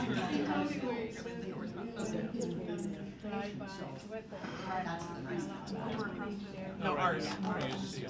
The other doors. Maybe the janitor. I don't know that she's still there. We're worried about this 3-7 stuff. China just put on hold. China fleet 100, and the Chinese government has refused to pay the payments until 52 companies. Think she'll see it tonight, though?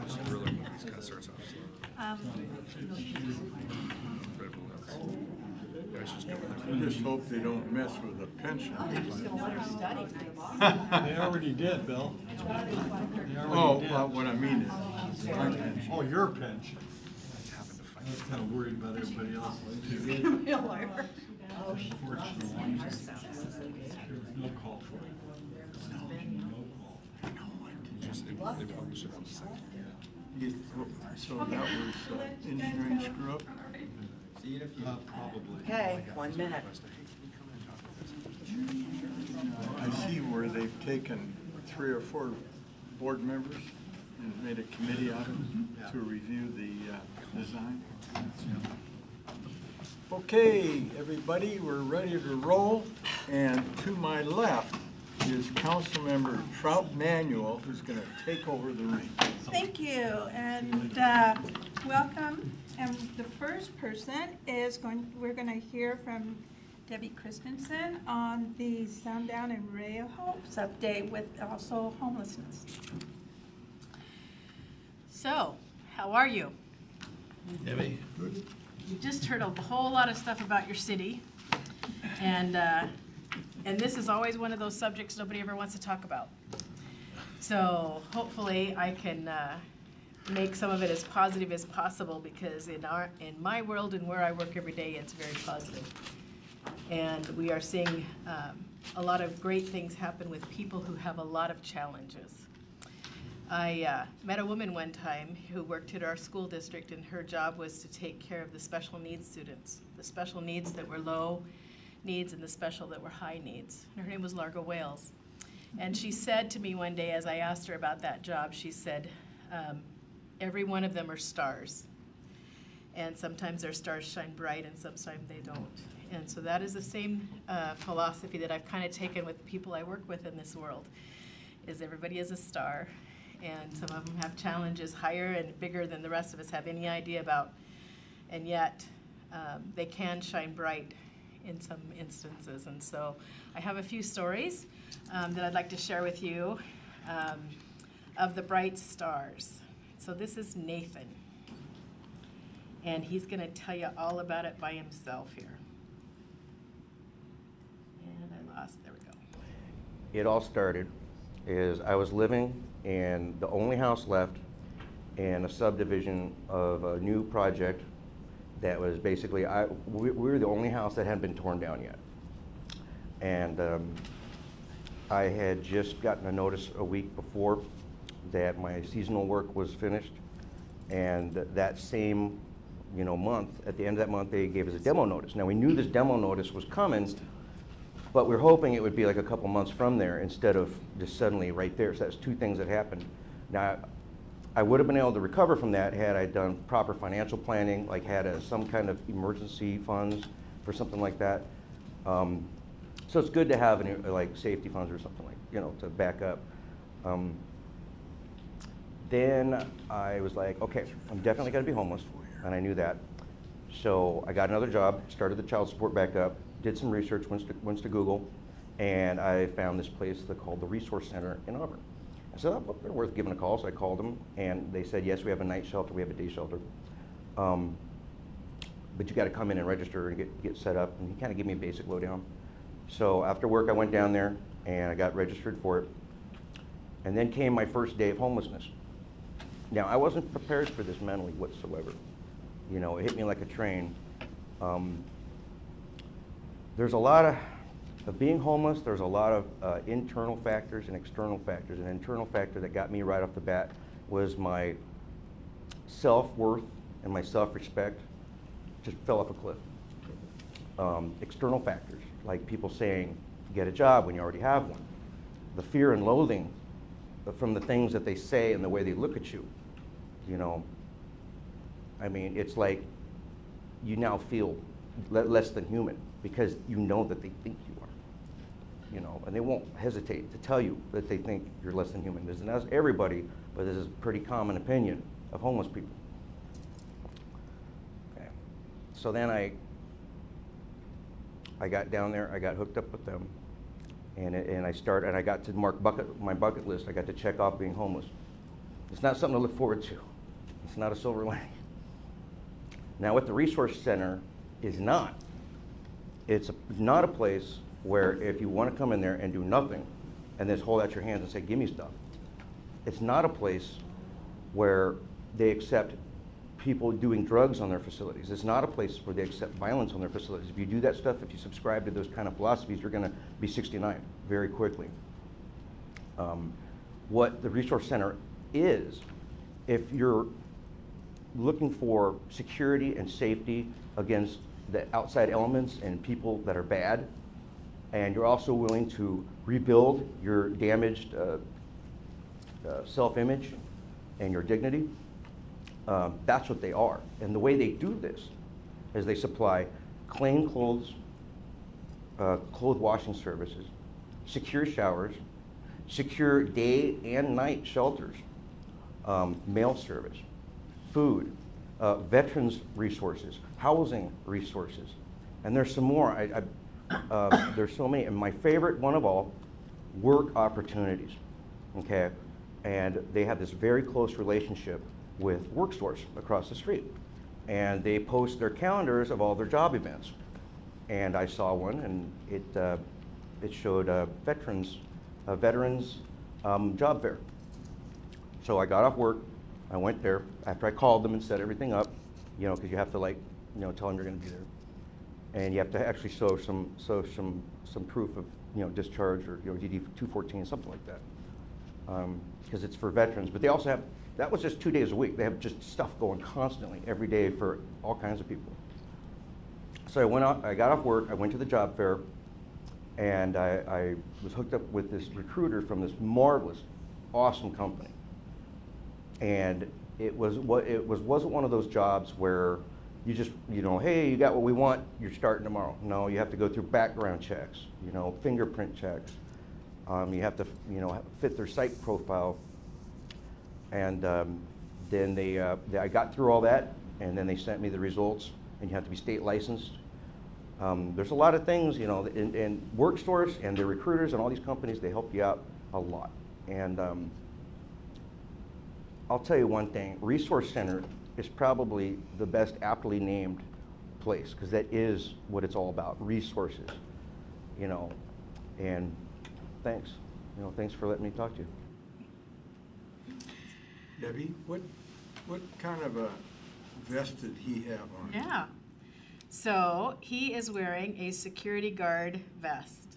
He got a job in a company to be a security guard for them, and he worked nights and then came to us during the daytime at that point. And I'm not sure what you want me to do here. You can just close it off. There we go. He has now moved to a different part of our county, so he's left us here in Auburn. But he was proud of himself that he could go through a background check and pass it all and get hired into fairly significant company, and he's in charge of some banking work. And so for him, that meant they trusted him even more than just securing somebody's property, you know, and walking around, make sure the building had all of its doors locked. He's managing some big time. Good. And what branch of service was he in? I don't remember that. Okay. Should, but Sure. I don't. Just curious. Thank you. Do you have any questions? He's just one of the things. We have a man right now that he came to us owing a lot of money. He was down on his luck. He went to Labor Works every day, and he finally got a temp job with a company here in Auburn. And he said, I kept going to work every day, and the guys that started with me at Labor Works kept dropping off. And so I finally got hired. And he paid all of his debt back, and he saved up enough money that he's moving into housing this weekend. So he's very excited. And my saddest story that is a success is I had a 85-year-old woman come in, and she brought in two 24-year-old grandsons with her, and sat down and talked to her about what had happened. And she had a son that was also living with them, so it was a 2-income house with the 4 of them, and he had a mental breakdown and ended up in the hospital for over 3 months. So suddenly there's no second income. And she used all of her money to go stay at the hotel with the boys, and that's more money than she had for the month. So for about 10 days of every month, she was having to come in and stay with us. Stay during the daytime, sleep at the night at the night shelter. And the son finally gets out of out of the hospital, and he comes and he's staying there as well. But as I passed her one day, sitting outside, and I said, Dorothy, how's your day today? She grumbled at me under her breath, and so I stopped again and said, Dorothy, what's the matter? And she said, I hate this place. And she went on to tell me how bad she hated this place. And I said, okay, how about if you tell me what you like about this place? She thought of half a second, and she said, the best thing about it is I can stay here and save up my money, and my son is saving his, and we're going to get our place pretty soon. And within less than 3 weeks, they had a place. So I took that from her and used it with everybody else. I hope they hate it. I don't want them to love living here. I want them to accept where they are and then figure out how to get out of it by everything that we can apply to them and for their life. And I hope they hate it so that they will work hard to get out of it. And so that's the way we're working right now. It has been successful. We have a lot of successes more than this. Every day somebody is talking about getting work or just getting up and doing something more for themselves. The fact that they're gaining some respect for themselves, they're gaining some ability to feel confident again, to feel like they can get out and get a job.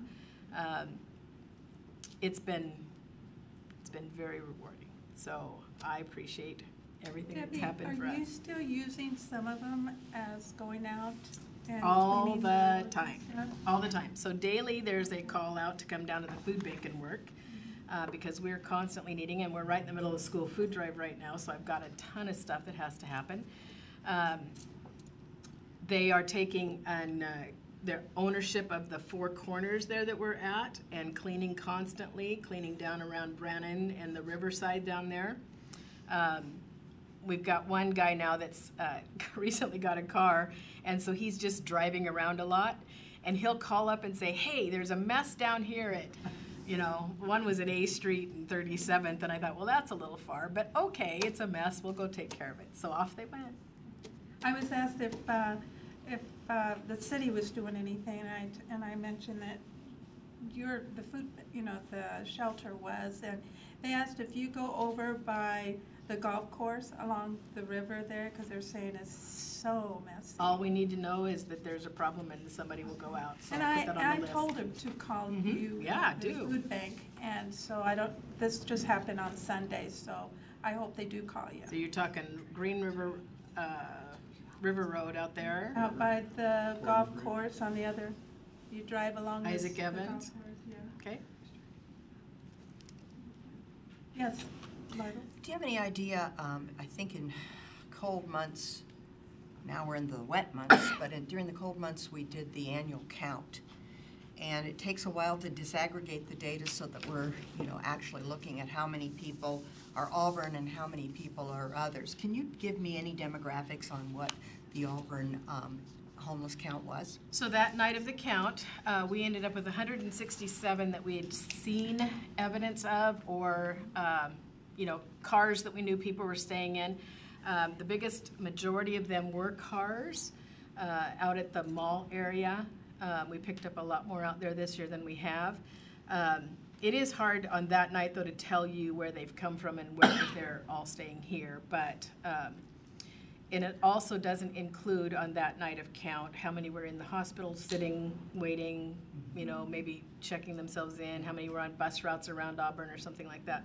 So it'll be another 3 or 4 months before those numbers come back down from the company that does that. So it was a higher count than we've had. It's hard to attribute what that's to because it fluctuates so much every year that it's hard to follow that number and say what it's coming from. But do you know offhand what the McKinney-Vento count is for the school I district? heard 200 and something the other day. That's pretty stable. Okay. Yeah. So we do know we have, we've been working with some of those homes. People in their cars. We have a mom right now with a 17-year-old son coming in. So during the day they're able to get food from us, feed themselves, and she goes out and stays in her RV later. So can you tell us a little bit about the differences and the similarities that you see between your clients, not the obvious ones, from the Ray of Hope and Sundown and the food bank?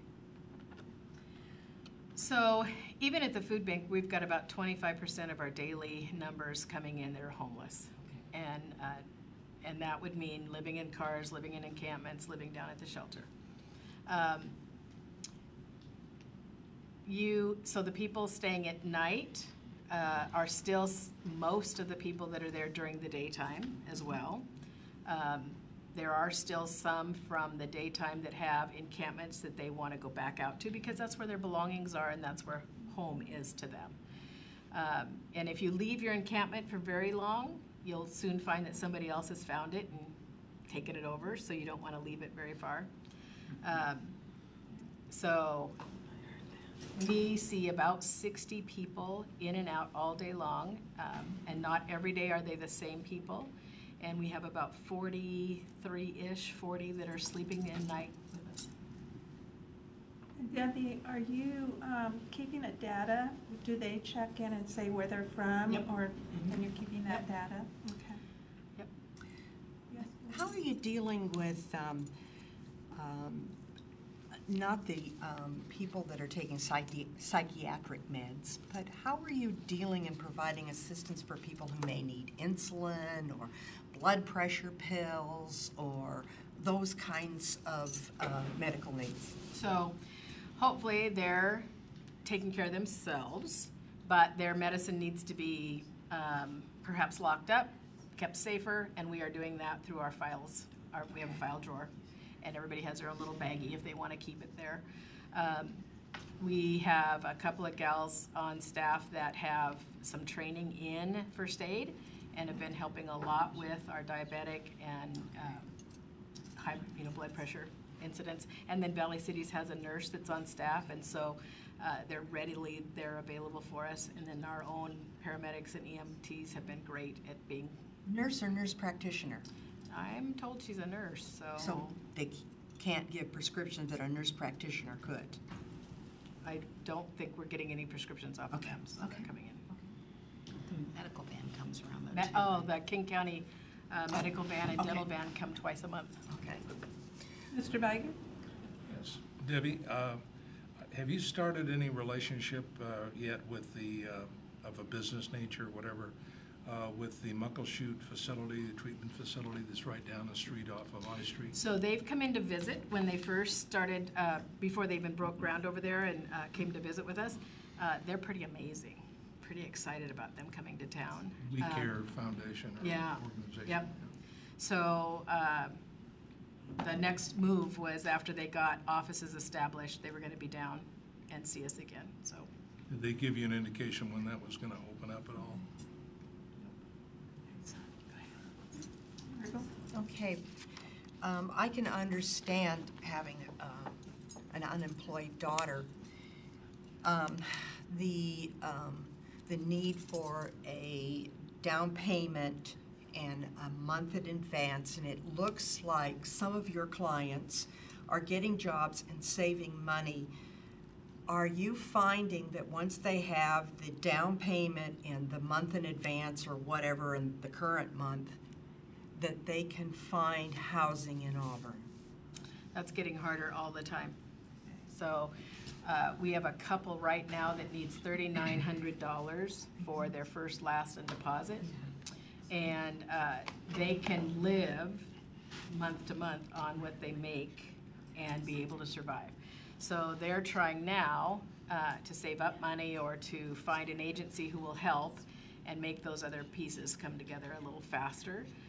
They have found a home that is willing to rent to the two of them, but it isn't here. Yeah, yeah. Okay. So we've seen rents increase considerably from $200 to $500 a month. And that, I mean, I'm not hearing that from my landlords because I'm not calling them. I'm hearing those from the people who are coming in and saying, here's my problem. So, you know, it's making it harder. Mr. Pelosa. You know, I'm sure, that if a veteran comes into your facility, you can get them just by going to King County. We've got two really good reps just right across the street, working out of WorkSource as well as the DSHS office. And both of those have been incredible for the people that have wanted to ask for that. And those that contact the VFW in town, we don't have the majority of resources that they need. So we refer them to King County. King County veterans levy, the one that was passed in November. So we refer them to, there's a Tukwila office, you know that, and of course the Seattle office. I try to figure out where every resource is in every town besides ours as well, so that we can just continue to move people on. They need to find help, and not always is help easy. One of the areas that I want to encourage you to look at is the Green River Foundation if they're a student. Yeah. Okay, and then there's PEO and some other organizations that are out there to help kids that are really successfully engaged. And that includes first and last month rents and some of those other things. Okay. Any other questions for Debbie? I'm just a phone call away. Thank you, Debbie. Thank you, Keep up Debbie, good for the work. Appreciate the work. update. Appreciate it. Next, we're gonna have Joyce and Kevin talk to us about CDBG.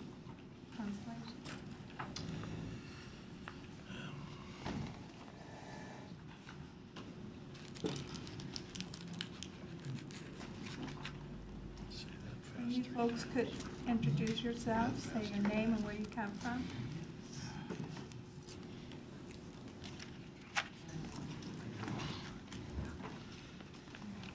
Good evening, Council. For the record, Jeff Tate, Director of Community Development, and Joy's going to pull up a presentation real quick, and while she's doing that, I'd like to introduce a couple of special guests we have with us tonight, both from King County Department of Community and Human Services, Valerie Kendall and Isaac Horwath. So they are here because we are going to talk a little bit about the Community Development Block Grant Consolidated Plan Update that we're going to be going through in 2019. And when we go through a process like this, It is a partnership which includes King County and actually a number of other municipalities as well that all participate in the consolidated plan process. I do want to mention that you do have the slideshow in your packet. The one that, if it comes up on the screen, has some animation added to it, but all the content is in your packet. So Have a little faith. what's that? Have some faith. It's I don't coming. know. I'm gonna. That's why we have items in packets. If technology fails us, or if we fail. Are they logged in under you or Sean or?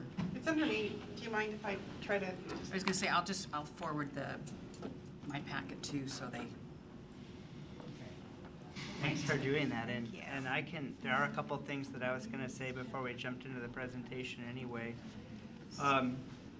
When we present on this matter, which is something that council and staff don't do that frequently. This is something that we do every 5 years.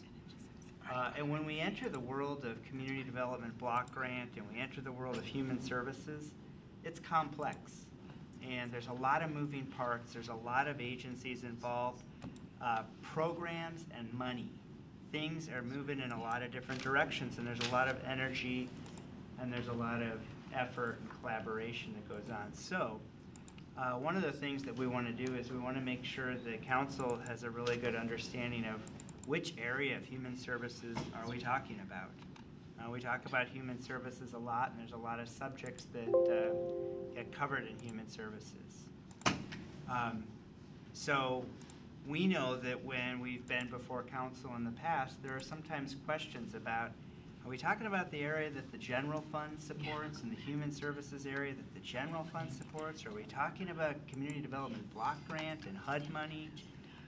So we've built in a slide or two onto this presentation that I could see included in lots of future presentations on whatever subject it is we're talking about. And that's one where we can just tee off and say, this is the area that we're operating out of. We can show both of those worlds side by side, and we can fade one back when we have active animation. The suspense is killing everybody. We can fade one back, and then we can talk about the part that we are talking about. And it's not a bad question if you want to stop along the way and just and ask some clarifying questions about, you know, federal money and HUD programs and human services efforts and initiatives that we take on at a local city level. So with that, I'm going to turn it over to Joy. The timing's perfect. Yes. And Joy, and I think Joy's going to probably walk through the slides, and then Valerie and Isaac are here to answer questions along the way or after this. Thank you so much. I'm Joy. I'm the Community Services Manager here for the City of Auburn. I apologize, our slideshow, we weren't able to pull it up in the PowerPoint format, so we'll describe the animations. And we can always send it out so that folks can click through that and see how it works. It's a little bit, let me see if I can put on the screen better. Perfect, thank you. Okay. So, as Jeff described, we wanted to have a little bit of a framework before we launch into these presentations, partly because when I come in front of council, there's a few different pots of money that I'm talking about when I'm here, and it can get a little bit confusing about what we're going to be discussing, where the funding comes from, and what it can be used for. So as we've discussed previously, our general fund human services dollars can be used for kind of much broader purpose than CDBG, which has a very specific purpose and very specific limitations that are placed on us by the Department of Housing and Urban Development. And so what you would see during the animation portion of this is that this evening we are here just to talk about those CDBG dollars. So just the column that's on the right-hand side of this. So the reason that we're here tonight is because Auburn is required by HUD to submit a plan every 5 years that maps out how it will prioritize our CDBG dollars during the next planning period. Our current plan that we are operating under right now is from 2015 to 2019. So what that means, practically speaking, is that 2019 is our planning year, and is when staff will be doing a lot of work behind the scenes in the coming months to pull together data and resources and community input to bring some information back to council and have some conversations about what we want our next 5 years to prioritize in our consolidated plan. And the reason that we have a little bit of a larger group here tonight is because Auburn's plan is linked with King County's and with some of our other neighboring cities. So when we talk about our consolidated plan, it's not its own self-contained document. It is connected to King County's document and also to Bellevue's and Kent's and Federal Way's because of the way that our urban consortium is set up. So we wanted to have a couple of folks here from King County. We're so excited to have Isaac and Valerie here to talk a little bit more about that, about how we work together and how our plans are really connected.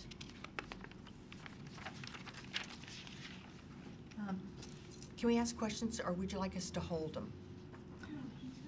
Ask questions. Okay, back to the original place. It says $603,000 with an asterisk. What does that a little asterisk mean? Oh, yes, I'm sorry, I should have mentioned that. So we don't know what the allocation is going to be until the federal budget is approved and the formulas are decided upon. Unfortunately, that doesn't actually occur until after we've already planned for the year. So we expect, I believe we were hoping by today to hear what our allocations would be for 2019 because the federal budget tends to be passed later than we would hope and later than is conducive to the planning of these dollars. But that is an estimate. It is our most recent allocation and what we use to plan the next year's off of. So when it says support housing repair program, public facility ADA improvements, is that what the next 5-year one is going to be, or what our last 5-year one was? So some of these categories are general.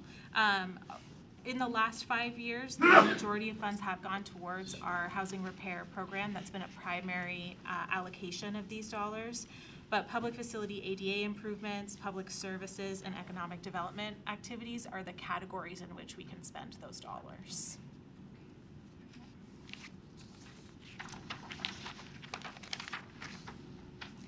So we will revisit this timeline at the end of the presentation as well, but we wanted to give you an overall picture of the process that this year will look like, what this planning process looks like. The dark blue circles are the opportunities that we have to engage with City Council and to get input and feedback throughout this year.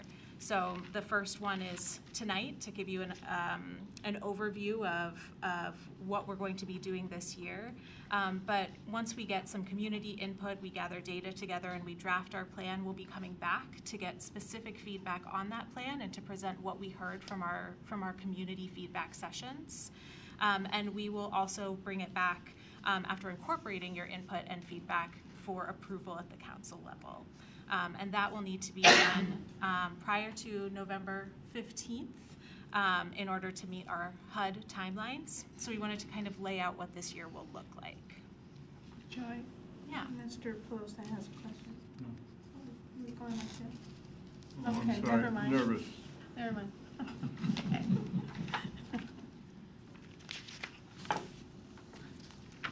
So this is a slide that that you've seen before. It's been in some of our previous presentations about CDBG.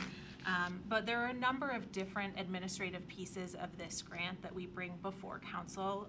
So you often see us when we're presenting an overview of the work that's been accomplished in the prior year, bringing our CAPER in front of the council, or our annual action plan, which is approved by council every year, usually in November to December, so that it's approved prior to our program year starting. And I just wanted to highlight that in addition to all of those other pieces, that the 5-year consolidated plan oversees all of these all of these administrative requirements. It is the overarching document that guides what we do on an annual basis. So as I mentioned previously, we work really closely with King County. I work very closely with Valerie in particular in pulling together this consolidated plan. This is my first year working on the consolidated plan, but Valerie has done it before and has been our kind of fearless leader at the county level. And she's going to talk a little bit about what the consolidated plan is made up of and how we work together in order to draft those pieces. You know, I can understand the lead mitigation, but maybe later on in the presentation you can share the requirements for environmental reviews and procurement procedures. I'd be happy to send additional information or kind of go into that more in depth when we talk about individual projects. Okay. But an example of that is that before we do any project like a sidewalk project or something like the Lescove bathroom project, anything that's disturbing ground, we need to do a complete I've got it then. review. Thank you. Yeah. Does Mr. DeCoursey? So Joy, on the ERs, do we do those in-house or do we? do. Yeah.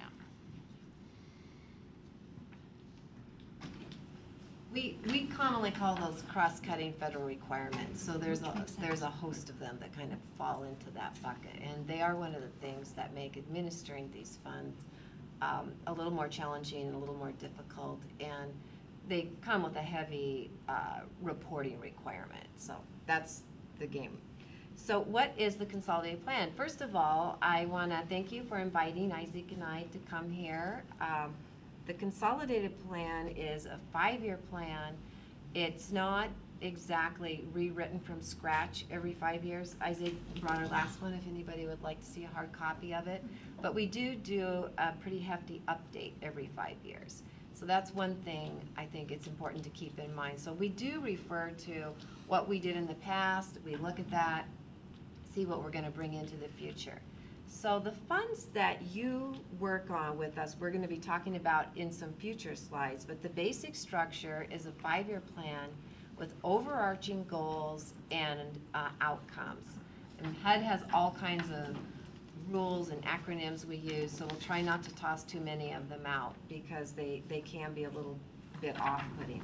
And then Joy referred to the budget passing and the federal grant amounts being announced. So those are actually handled through the annual action plan. So shortly we will be publishing and putting into the HUD template the 2019 action plan, even though most of you have awarded your projects already. So we award with an estimate in our head, so that goes back to the asterisk that was asked about earlier. And then once we actually have the grant amount, then we sort it all out and move forward with the projects we awarded. The following up report is the one that we just finished working on, and it was due to HUD March 31st, and that's the CAPER, and that's the consolidated annual performance and evaluation report. Thank you.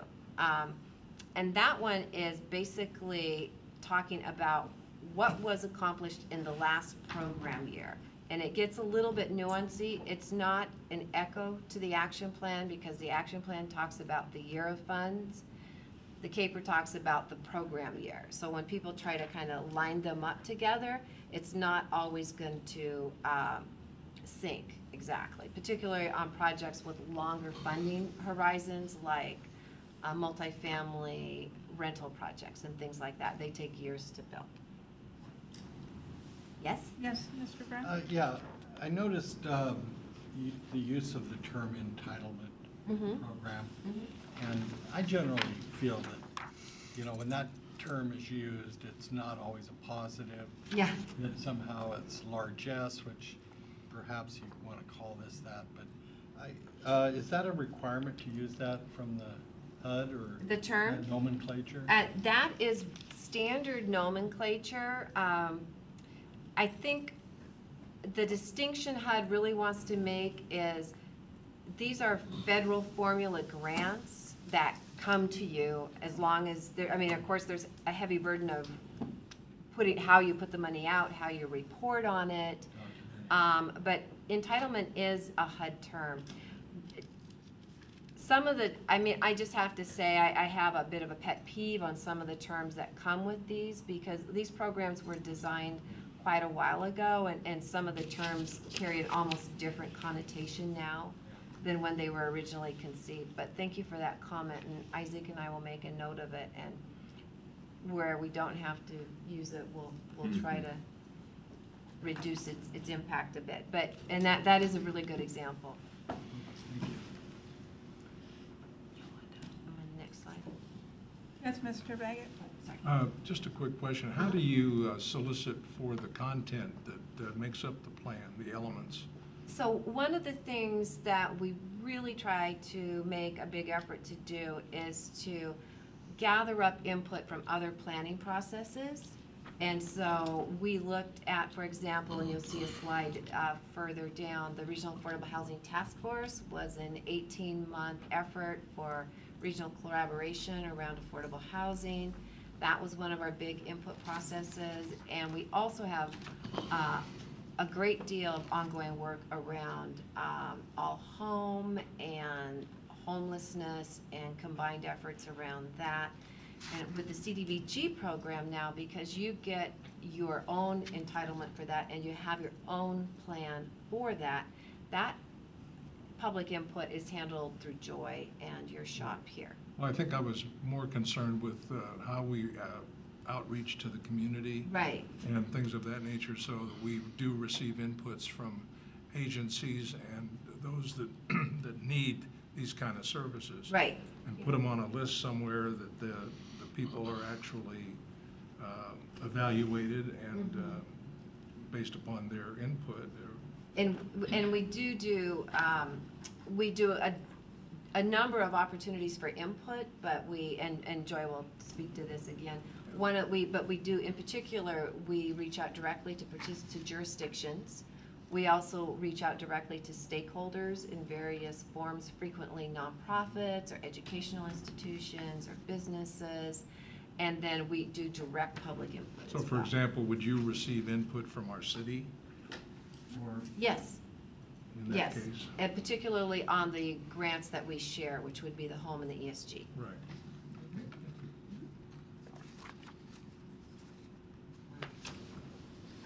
Okay, was I over here? Let's talk about for a minute. So we technically do a little mini application, but it just means we fill out the form for HUD. So I think the point is these come to us, and so we can rely on them to some extent. They have changed over the years. For example, the CDBG grant used to be much higher than it is now. It's been shrinking over the last 10 years substantially. The home funds also have, with the exception of last year, they've been trending down. And the emergency solution grant has been trending up a little bit, but it's the smallest of the grants by far. It's only about just under $350,000 a year. So we also have to align with HUD's national objectives, and one of the big ones is low mod income, and that means individuals or households with incomes at or below 80% of the area median income. So that's the point. It's really to be serving lower or moderate income households. And that's one of the really, really big points, and you'll see that term benefiting low and moderate income all over the plan, because that's the concept behind it.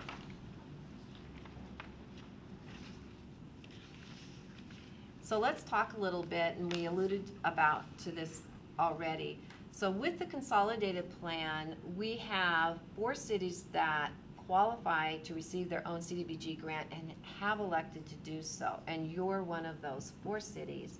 We do, as Joy referenced, we do a lot of collaborative work together because the regs are confusing, and we have a new instrument that we input these plans into, which also takes a bit of technical assistance and skill, I'd say. Yes?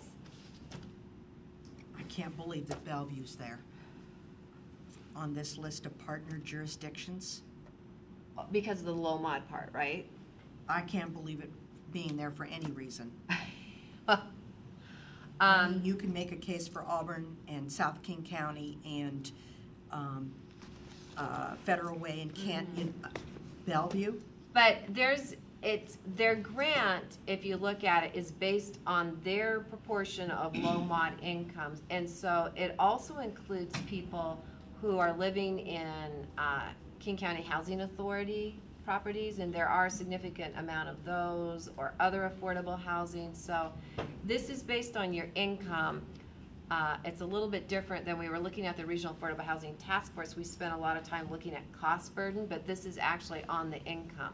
So it's released from HUD based on some of their computations around low mod income. But there are some low and moderate income households in Bellevue, or they wouldn't. I have to say I have heard that. I've gone to several meetings on the affordable housing in Bellevue.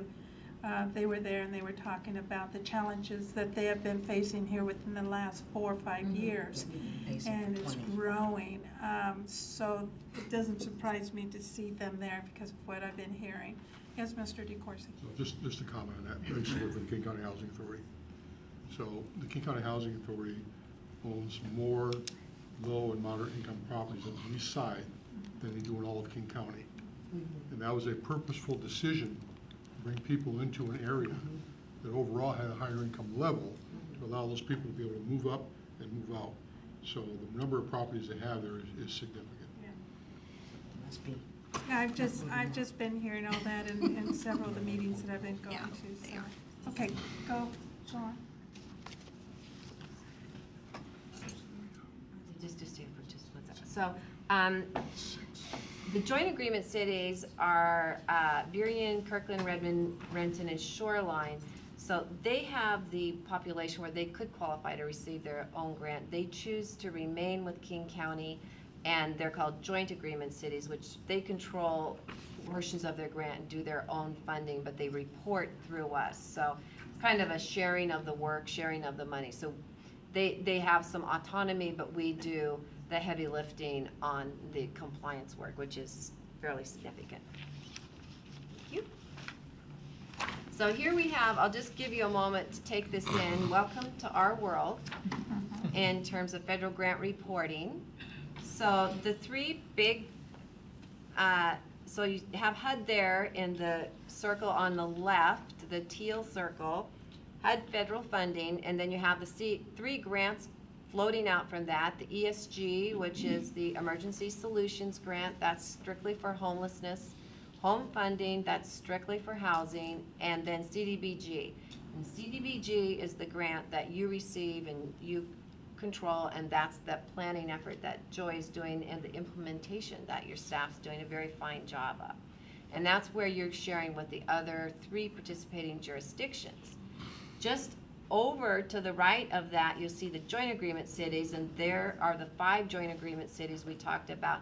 They actually share in the King County Consortium CDBG grant funding, but they have some self-determination on a portion of those funds.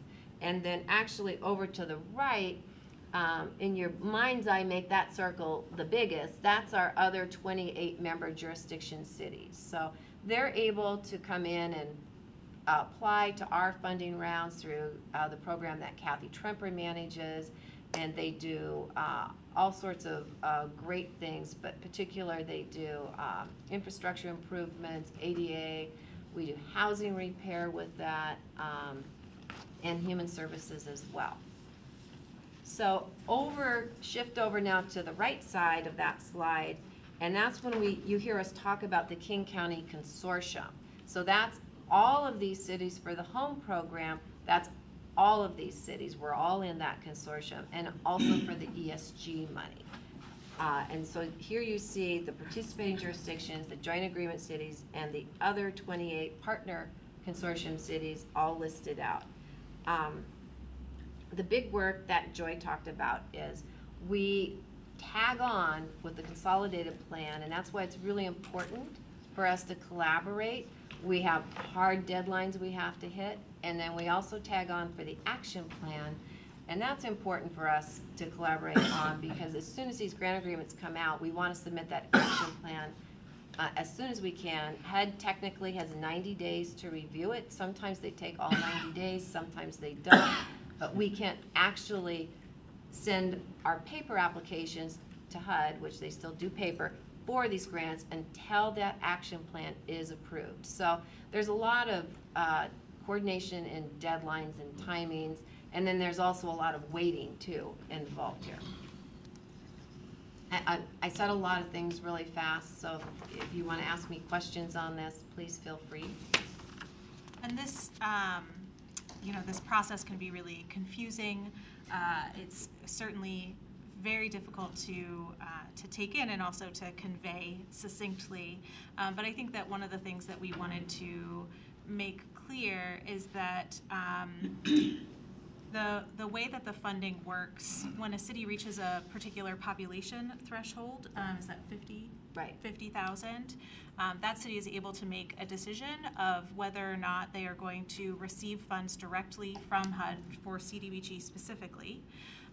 If they make that decision, it comes with a greater administrative burden, but then they have more dollars coming in-house with which to do that administrative work.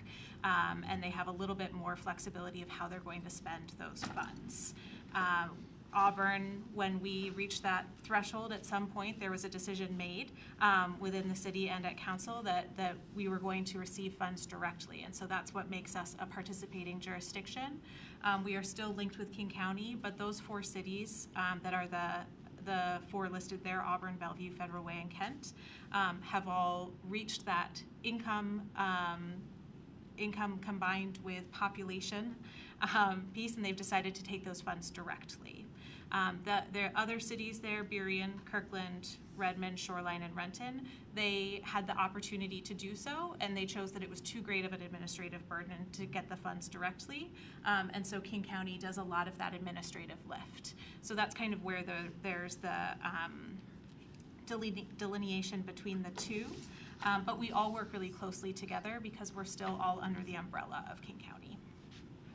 And we have a great deal of joint planning efforts as well. So that goes to the input, because it's not just our direct input with citizenry, but it's all of these jurisdictions' input, which they bring back to us. So there's really ongoing and continuous input in terms of priorities and needs. So we wanted to talk a little bit about what you can expect to see coming up this year within the consolidated plan. So the key sections that you'll be reviewing and looking at and providing feedback on are a needs assessment, a market assessment, and some of that data is going to be very similar to the presentations that have happened at council over the last 6 months talking about our housing market. Identifying any geographic priorities. In our current consolidated plan, the previous iteration, there was a decision made to not identify geographic priorities because I believe that the justification was that we wanted to be able to spend CDBG funds anywhere in Auburn and not limit it to a specific neighborhood. So it gives us more flexibility in how we use those dollars going forward if we do not establish geographic priorities. But HUD does provide it as an option. We identify our goals for the coming 5 years, and we also talk about housing access and any barriers to housing access that folks are experiencing in our community. One thing that's a little bit different about the consolidated plan is that it will also include our 2020 annual action plan. This is a kind of big benefit really when we think about it, because normally we would have to come to you with that action plan every year. If they did not include it, we'd be coming probably every month this year in order to go over all of these pieces.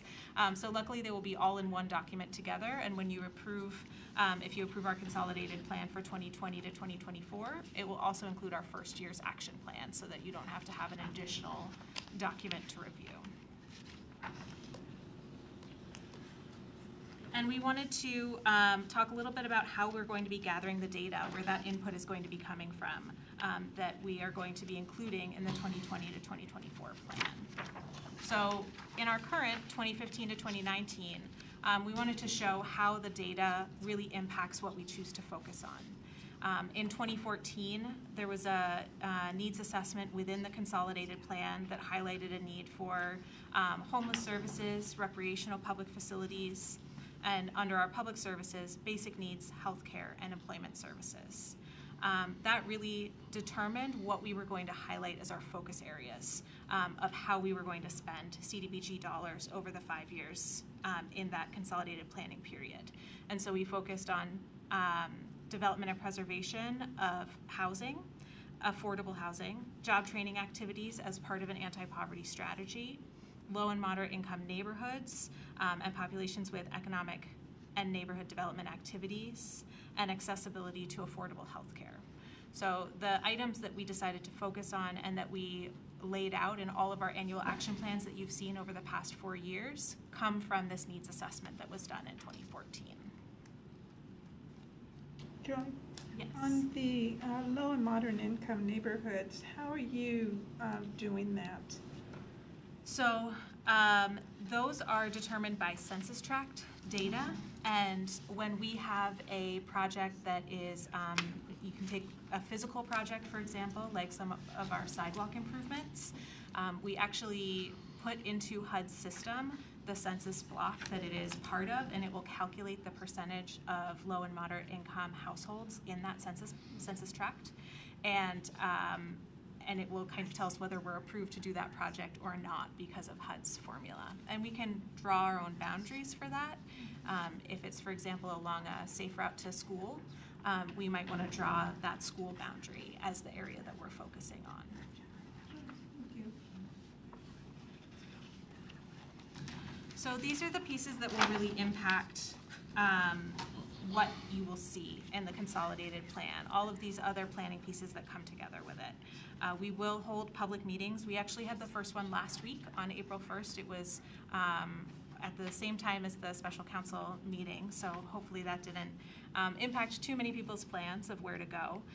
But we had a very robust discussion with the attendants who were there, both about the goals that we had chosen for our previous planning period, the activities that we did as a result, and also what folks felt was missing and what they would like to see included in the next plan. We will have another public meeting process. We'll also be putting notices out in the Seattle Times, and we'll have a public hearing here at Council for additional input once we have a draft that folks can provide feedback on, something a little bit more concrete. Part of this will also be, as part of the budget process last year, the council approved a line item for a community needs assessment, a human services needs assessment. We are currently within the process of identifying a contractor who will help lead that. It will include interviews with stakeholders, focus groups in the community. It will build on work that our nonprofit partners are doing and help integrate that data as well. And we'll be bringing that process back here as well. So this will not be the only time that we're talking about that. We'll be bringing in a lot of the housing cost data that has come before council recently, and we'll make sure that that is integrated. And then there's also a significant portion on barriers to fair housing, which Isaac is going to talk about how we get that data as well. Great. Is that Jeff's slide? Jeff, did you do that? No. Okay. I did that one. It's a good slide. Yeah. Great, yeah, thank you, Joy. Again, my name is Isaac Horowitz. Thanks for having me here tonight. I work with Valerie on our federal reporting and other planning around affordable housing. So one component of the consolidated plan is this analysis of impediments to fair housing choice, which really began in 1968 with the Fair Housing Act federally, is what made this become a part of that requirement. So it's really a review of a lot of different factors that result in barriers to fair housing. And there's kind of two ways we can think about it. If you see on the right side, there's kind of the overt form of discrimination that can take place, where an action is taken because of someone's protected class characteristic. And then there's also just a disproportionate impact on protected classes. So we want to look at both. So we are conducting analysis on discrimination and also disproportionate impact as a part of this. So we'll be looking at demographic data similar to what we've already been discussing, looking at economic racial segregation, disparities in access to opportunity. We're also conducting fair housing discrimination testing, which we're in partnership with the city of Auburn to do. So there's a lot of different pieces to it, and we'll also be looking at code policies and programs that may have a disproportionate impact for access to housing. And that analysis is not just City of Auburn, that analysis is King County. Correct, yeah. So this is going to be included in the consolidated plan that we're doing as part of King County, which Auburn is collaborating with us on. And so, yeah, I mean, I'm not sure quite how much level of detail you want. There are a lot of different pieces to it. We have already done a public input with Joy at the meeting that she just mentioned. We'll be continuing to work with Joy and the other cities, and we're doing public outreach to hear from community groups. And if any of you are aware of individuals or community groups that would be interested in providing their experiences around fair housing access, we'd be happy to reach out to them and discuss with them and incorporate that into our planning process. So did you reach out to the Latino community? Well, not explicit, not yet. Yeah, not as, if there's any specific organization you would want to direct us to, we'd be happy to do that. Yeah, great. Okay. And just to kind of reiterate some of the things that we've been saying before, we're not reinventing the wheel with this. We got a lot of really great input through all of these other processes. The Regional Affordable Housing Task Force discussed fair housing access. One Table discussed housing. And those both held meetings here in Auburn, and we got community input on both of those. And so it's really not in a bubble. We're trying to take all the community input that we've had from the previous consolidated plan, all these separate local planning processes, and really make it reflect what we're doing as opposed to starting from scratch.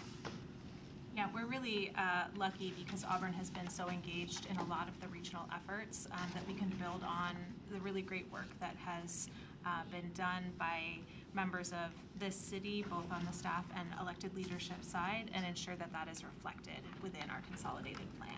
So it really sets us up really nicely.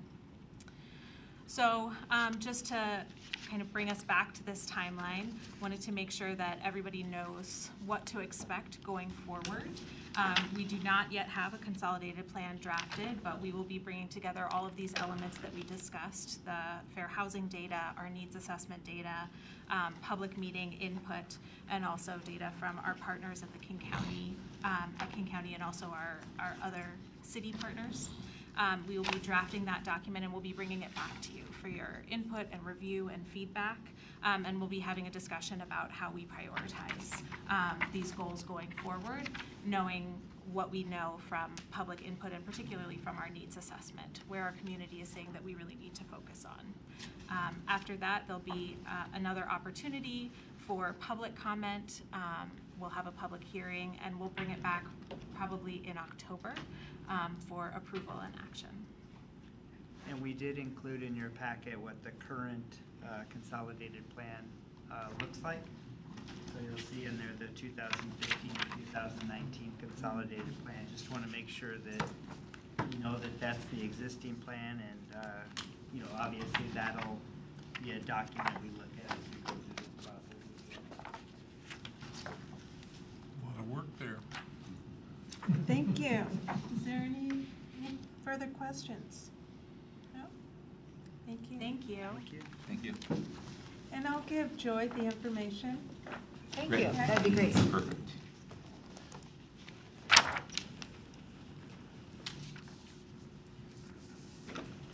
Next,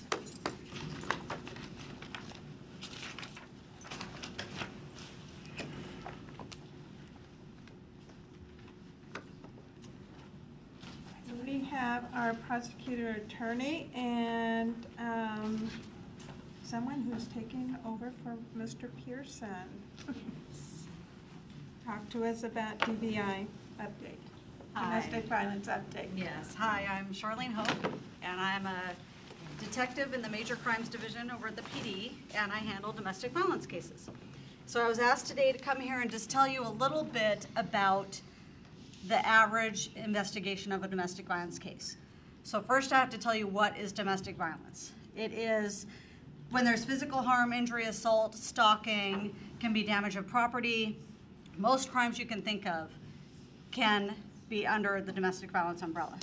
What makes it domestic violence is when you have a relationship by blood, a relationship by dating, or marriage, child in common, those kinds of things. It also includes roommates, but as a whole, roommates are considered a little differently when it comes to prosecution than that intimate relationship. You shouldn't be injured by somebody that you're supposed to be in love with or protect. So, usually 911 calls are how domestic violence cases are initiated. And they usually come, a 911 call is from a witness, from somebody heard it and they called 911, or an involved party calling in. They are always 2-officer calls because of safety. Domestic violence incidents are the most dangerous ones that officers can respond to. As you can well imagine, it's very intimate if it's you and your husband, or you and your wife, or you and your child. There's major emotions there. So we're coming in the middle of this highly charged situation. So officers arrive, they separate the parties involved, they interview the parties, and they just try to discover, is there a crime, is there not a crime? If there's no crime, there's some stuff that legislatively we're required to do. So if there's no crime, we write it's called a verbal domestic report. The reason is we need to track these crimes. It's very rare that you ever have one single domestic violence incident in a relationship. Usually starts small and it builds. You also have a history of behavior that rarely comes up in one time. Think of your own relationship. Don't raise your hands, of course. But think of you and a partner, or even a brother or sister. Do you have the same argument over and over and over again? Yeah. Do you usually deal with it the same way over and over and over again? Yeah. So if you deal with things by violence, usually you're going to have that repetitive behavior, and it usually will escalate. And statistics back this up. So they've separated, there's no crime. Do they just walk away? No, because you still have a charged situation, right? So the officer is going to try to separate whoever's involved. So everybody can try to have a cooling down period so we don't have to come back and have somebody injured and somebody go to jail. We don't want that to happen. So we give them opportunities to separate. We will help if somebody needs transportation to a family member or to a hotel. We will help that as much as we can. We also give resources, even if there's no crime, we give resource cards that have an immediate access, 24-hour contacts with advocates, with help as far as housing, or if they need food for the kids and clothes for the kids because they have to go to school tomorrow and now have to stay in a hotel. We give them resources so that they aren't just left alone. That's important. And we also have another resource guide as well that gives them more information on if you need to get an order, or what can you do in the future to help make yourself safe, maybe make a safety plan. So that's even if there's no crime. We provide all those services to our citizens in Auburn. If there is a crime, some things statutorily are required. Let's say we're dating. Let's say I smack him and he has a black eye. Right? Hypothetical. Hypothetical. Yeah, we're not dating. This is the process. Anyhow, moving on. Now, if there is a 911 call and officers respond and come to us within 4 hours, I smacked him, he has visible injury, it's a mandatory arrest. So even if he loves me, he doesn't want me to go to jail, we don't have a choice. Obviously, some victims get very upset at that because now you're taking their loved one to jail.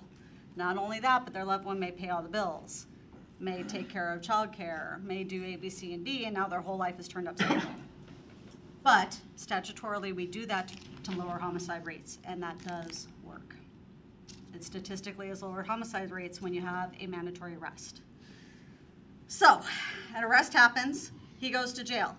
Now we're going to go through the same thing I just talked about if there was no arrest. We try to give the victim all the resources they need to be in a safe situation, because is he is the offender, male or female, going to be in jail forever? Probably not. So we need to have something in place so that that victim is safe.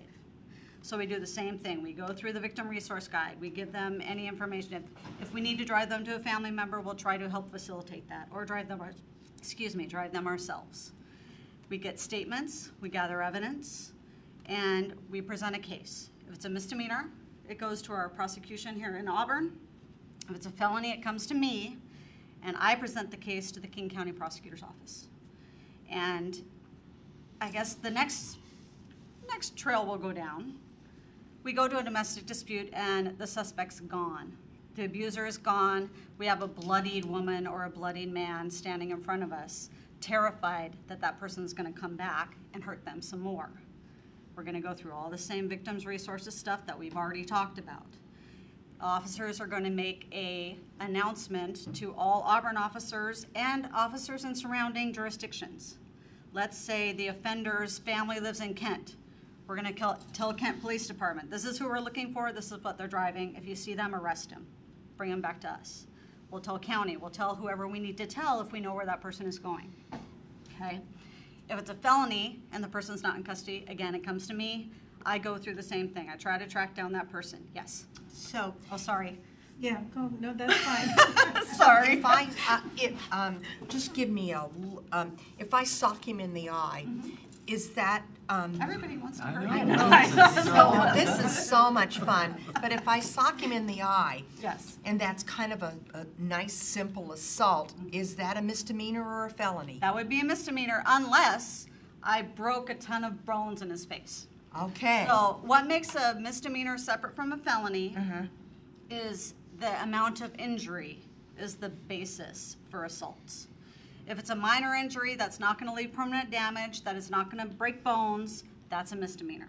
If there's broken bones, if there's scarring, that's going to be there for the rest of their life. That could make it into a felony. If there's strangulation, that would make it a felony.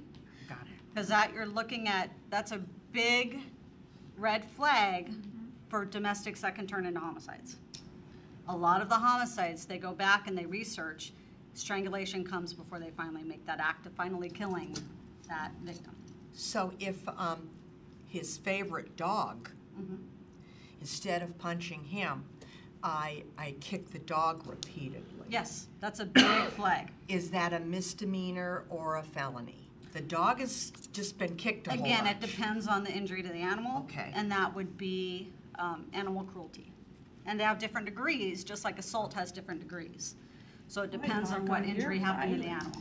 I want to just know what's, you know. And you walked me right into my next thing. So, when somebody's arrested, or if there's a suspect and a crime has been committed and we haven't found the person, in addition to all this victim resource information we give, we have a DV form where we ask about firearms, we ask about abuse of animals, we ask about abuse of children, are there children on scene, have there been any no contact orders that you've had and been dropped?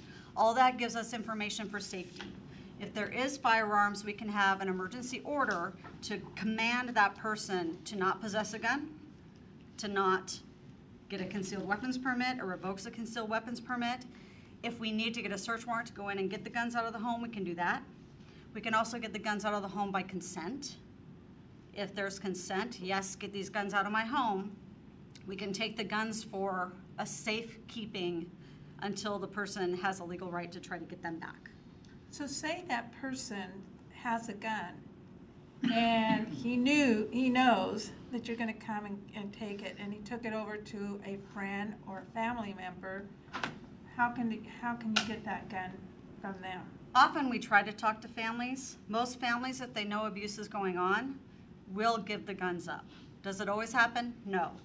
I would have to prove on a search warrant that A, I know exactly what weapon is in there, and I know that somebody has seen it in there or saw it go with the family member. I have to have evidence in order to get that search warrant.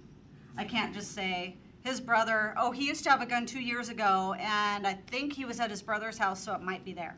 No judge in the world is going to give me a warrant on that. So we have to have very articulable facts to get those warrants. And it's not a perfect system, but it's improving.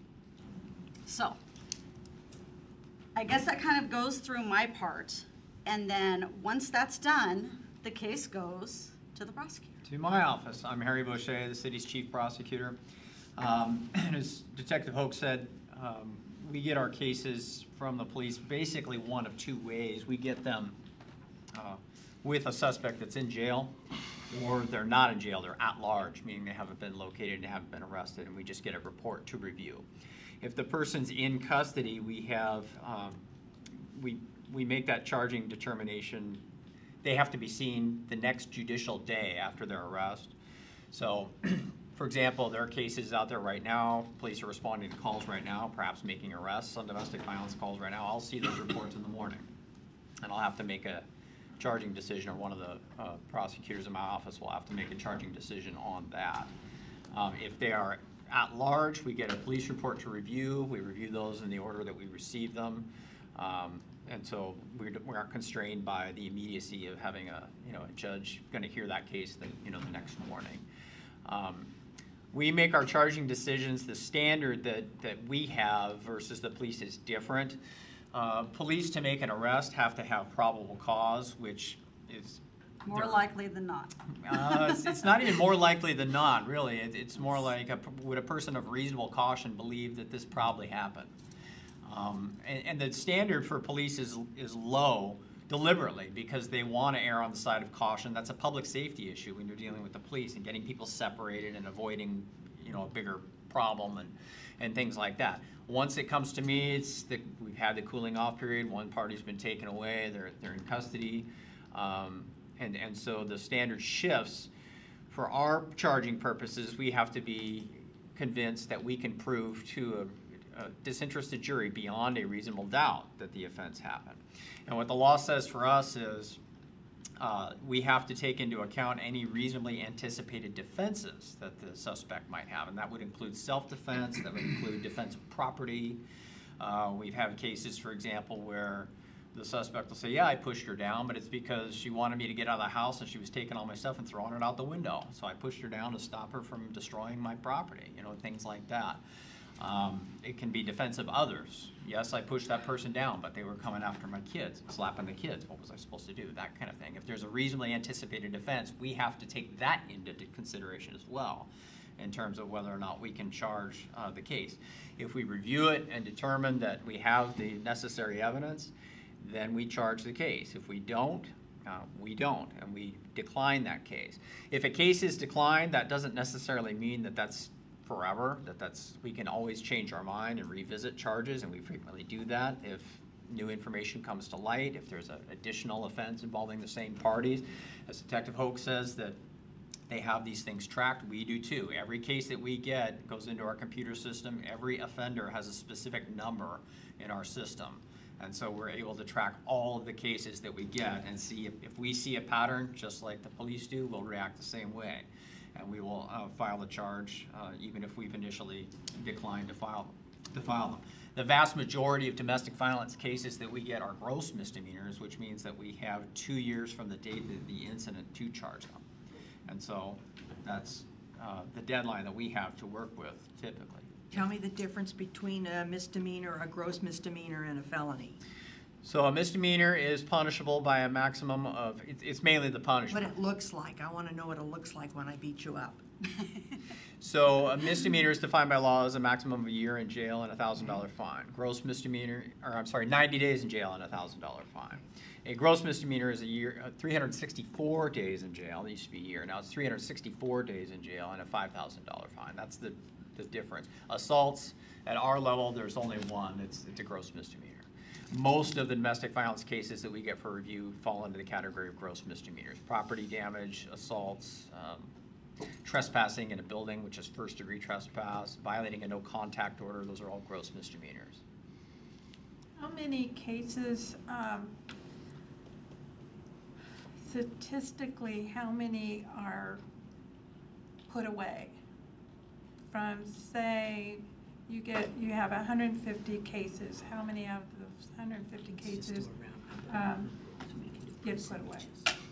Put away? Yeah, well, go to serve jail time. Serve jail time, and have that hefty fine, and. That's a tough question to answer. I would say most of the cases where we do get a guilty finding, there is some level of jail time served. Sentences probably range from, at the initial guilty finding, from a few days to 30 days. After they're convicted, if they're put on conditions by the court and then they don't meet the conditions, the court can put them in for additional time to get them to comply. There have been times where I've asked for really high jail sentences and have been refused. It's kind of a hard question to answer. I would say that most of the time, if there's a resolution with a guilty finding, some type of jail sanction is imposed. How long it is, when it is imposed, differs from case to case. When they give a, Yes, okay. when you make a recommendation and they decide to do 5 days instead of the year, is the judge required to provide you any rationale so that you can live and learn, or do they just do what they really want? They're not required to give a rationale like they are in felony cases. They have trying to make this as user-friendly as possible. They have what's called a standard range for offenders, and it's made up of, you get points for your history, you get points for the seriousness of the offense. That goes on this grid where they calculate this range of offenses. And if you want to deviate from that recommendation, a judge is required to give written findings and actually do something in writing. Our judges are not required to do that. They typically do explain themselves pretty well when they're giving a sentence, so that the defendant hears and so on and so forth. So they do explain themselves, the short answer. They're not required to do it like informally in writing, but they usually will say, this is why I'm not going to follow the recommendation, or I'm going to do something different. Mr. DeCoursey. So you mentioned that you're handling the felony end of it. Yes. So are you working directly with King County prosecutors in doing that? Yes, I file cases directly with them electronically, and then they often will contact me if they have any follow-up work they want done or clarifications. Are you seeing them prosecute all or majority or some or? It's a really hard, and it's, to be honest with you, it's probably one of the hardest prosecutions there are, because a huge percentage of the time, the victim does not want to be on board, or he. I say she because the majority of the cases, the woman is the victim and the male is the suspect, in the majority of the cases. And the tough thing is, I've already mentioned some of the reasons why it's tough. He threatens, you're never going to see your kids again. Who's going to pay your bills now? The apartment or the home ownership is in his name. All of a sudden, she has no income coming in, and now she has 3 kids that she has to support while he's in jail. So even if she doesn't support the actions of getting beat up and what he did to her, she still may see the only way out is to recant everything and have him come back so that their life can continue. And that's why these resources are so important, because the average woman tries multiple times before there's any break even attempted with an abusive relationship, because the pattern is so much there, there's so much ingrained. Abusers often isolate as much as they can, and it's all about control. They control. Yes, Ms. Largo. Do you see any seasonal aspect to this? I mean, is it around the holidays it's worse, or is I it just... wouldn't say there's a seasonal aspect, but in the summer, everybody's outside, so there's a lot more DVs witnessed. Whereas in the winter and everybody's inside, they may not see it, may not hear it. But in the summer, everybody's out and about. Windows are open, and yeah, okay. From my point of view, you wouldn't think that, right around the Super Bowl is when there's all the, domestic violence. There's a urban legend about that. I don't really think that that's true. I see it pretty much all the time. It all comes in kind of the same. Yeah. I will say that during big holidays, there's a lot more alcohol and drug consumption, perhaps. And so some families get together that only see each other once a year because all they do is fight. So that could be. So that's the one time a year they get together and magically they fight. Have you ever seen the judges give family counseling or recommend them to get counseling while they're locked up, while they're in jail, or anything like that? Sometimes. I think they've got to be very careful about that, especially if they're doing a no contact order. You can't recommend that people go to counseling. No contact order, but go ahead and go to counseling together. They're not going to do that. Sometimes, though, they might suggest it, but they usually don't order that type of thing. And they have no jurisdiction to order a victim or a family member to do anything. They can suggest it sometimes, and sometimes they do. Anger management or a treatment provider. Mr. Holman, you have your question. Defendants can be ordered to do This is the jump ball. Detective Hope or Prosecutor Boucher, how often do cases that you've charged felony get kicked back for gross misdemeanor prosecution? Pretty regularly. Go ahead. I would say it's pretty regularly. I would say the biggest area for domestic violence that is are no contact order violations. The law says, the letter of the law is that it's a gross misdemeanor unless you have 2 or more convictions for that already. Then it's, if you have what they call 2 strikes, then you're eligible for a felony. The county has a guideline that says if it is invited contact, meaning that even though there's an order, the victim wants to be with the person and they just agree to be together. If there's invited contact, then I think the guideline is there has to be at least 5 prior convictions. Yeah, and even that, it depends on a case by case.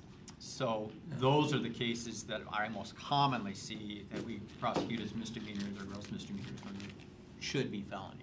Mrs. Wells? How do you maintain your own resiliency in an area that is not real positive?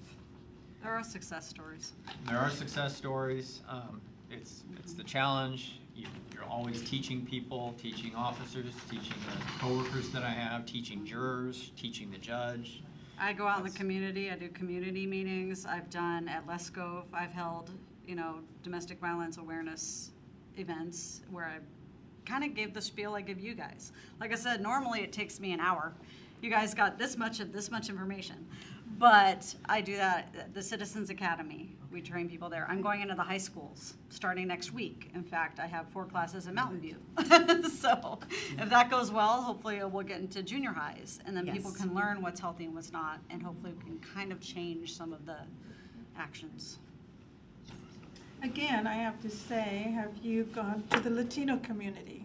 I'm sorry, it's just something that I keep hearing from the Latino community. The women are afraid for all the reasons that you've said, and no one has really gone and talked to them about, and they've reached out to me to go and talk to some of them. I actually have put flyers for some of my talks at some of the apartment complexes that are largely Latino and Latino. I mean, and a lot of it is I can't do one in Spanish. I definitely can't do that, so there is a language barrier.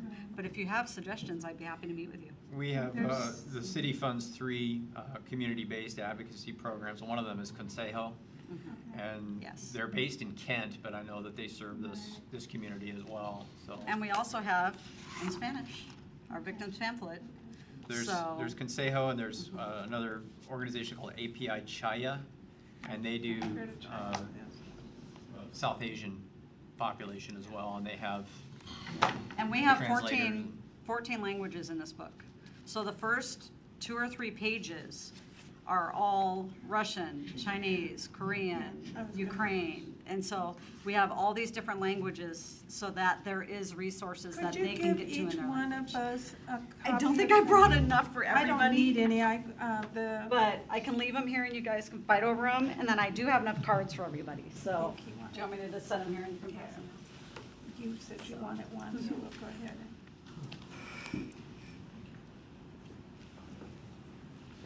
The chief gave me like about 7 of them. There you go. And so I can hand out some. I always carry, a lot of those were the extras I had in my briefcase. And Does anyone else have any more questions for these 2? Thank you for such a wonderful. I hope I kept you awake.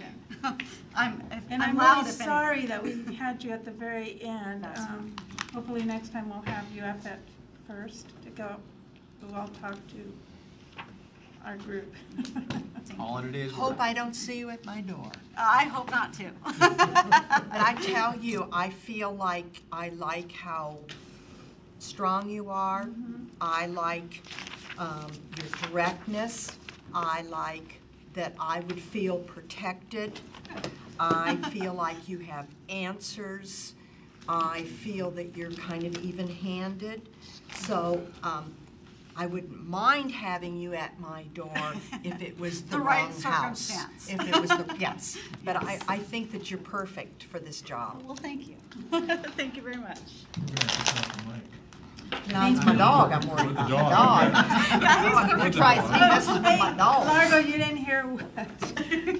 He says, I'm perfect also. No, I didn't say that. You know those attorneys. Well, thank you very much. You're welcome. Thank you. Are It there is a any WSU other land. discussion items such as I went to Western, so I whatever have you no have ball in the in game. mind or new business?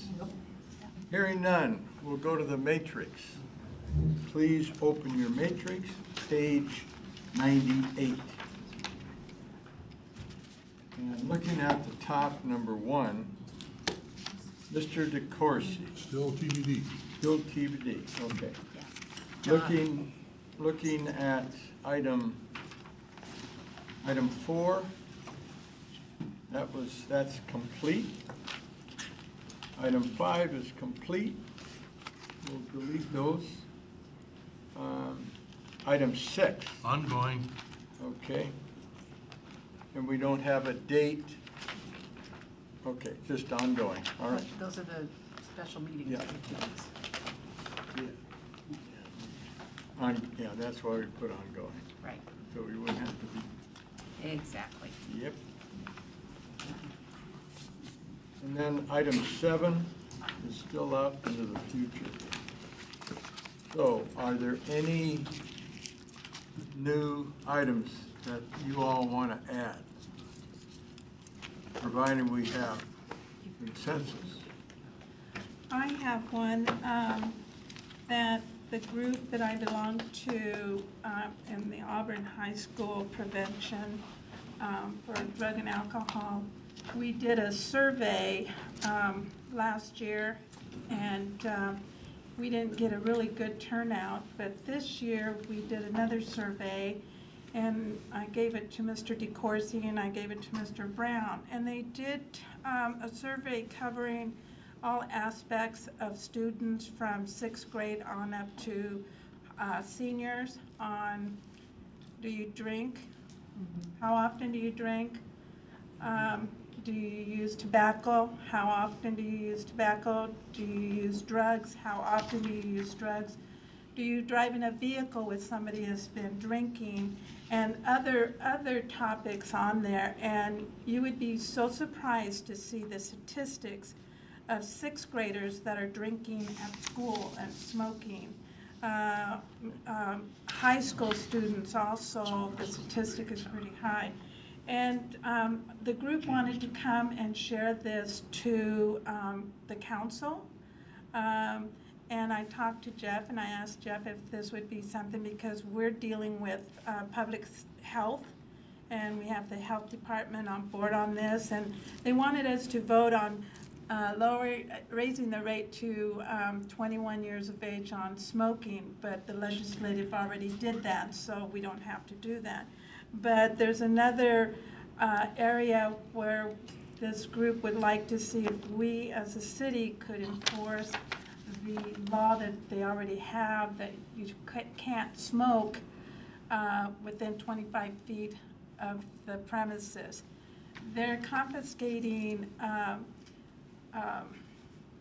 vapors from students in the class that are vaping while the teachers are turning their back and the students are putting their coats over their mouth and they're vaping, and they don't know which student is doing it because they don't see the smoke.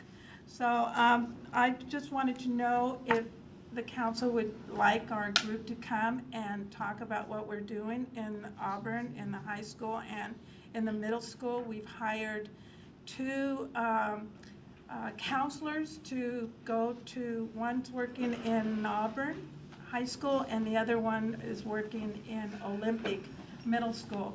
They're dealing with 35 to 50 youth and their families, and so it's just something that, you know, I was wondering if the council would like them to come and present. This is a survey they do every year. It's a requirement of public health. I think before we make a decision on whether if we want to have a presentation or not, it would be nice if we could have a hard copy in our box. Okay. And look at it and decide. But it's really pretty straightforward data. Yeah. Well, I had never seen it. This was the first time that I have seen it, and the numbers are just really high. So we're talking about our youth and health, public health and stuff, so. But I'll get everybody a copy, if that's okay with everybody. Then we can bring it up Okay. at the next study session. Anything else, y'all? Y'all tired? Yeah. Y'all wanna just adjourn? Yeah. All right, we're adjourned. And I will, I'll get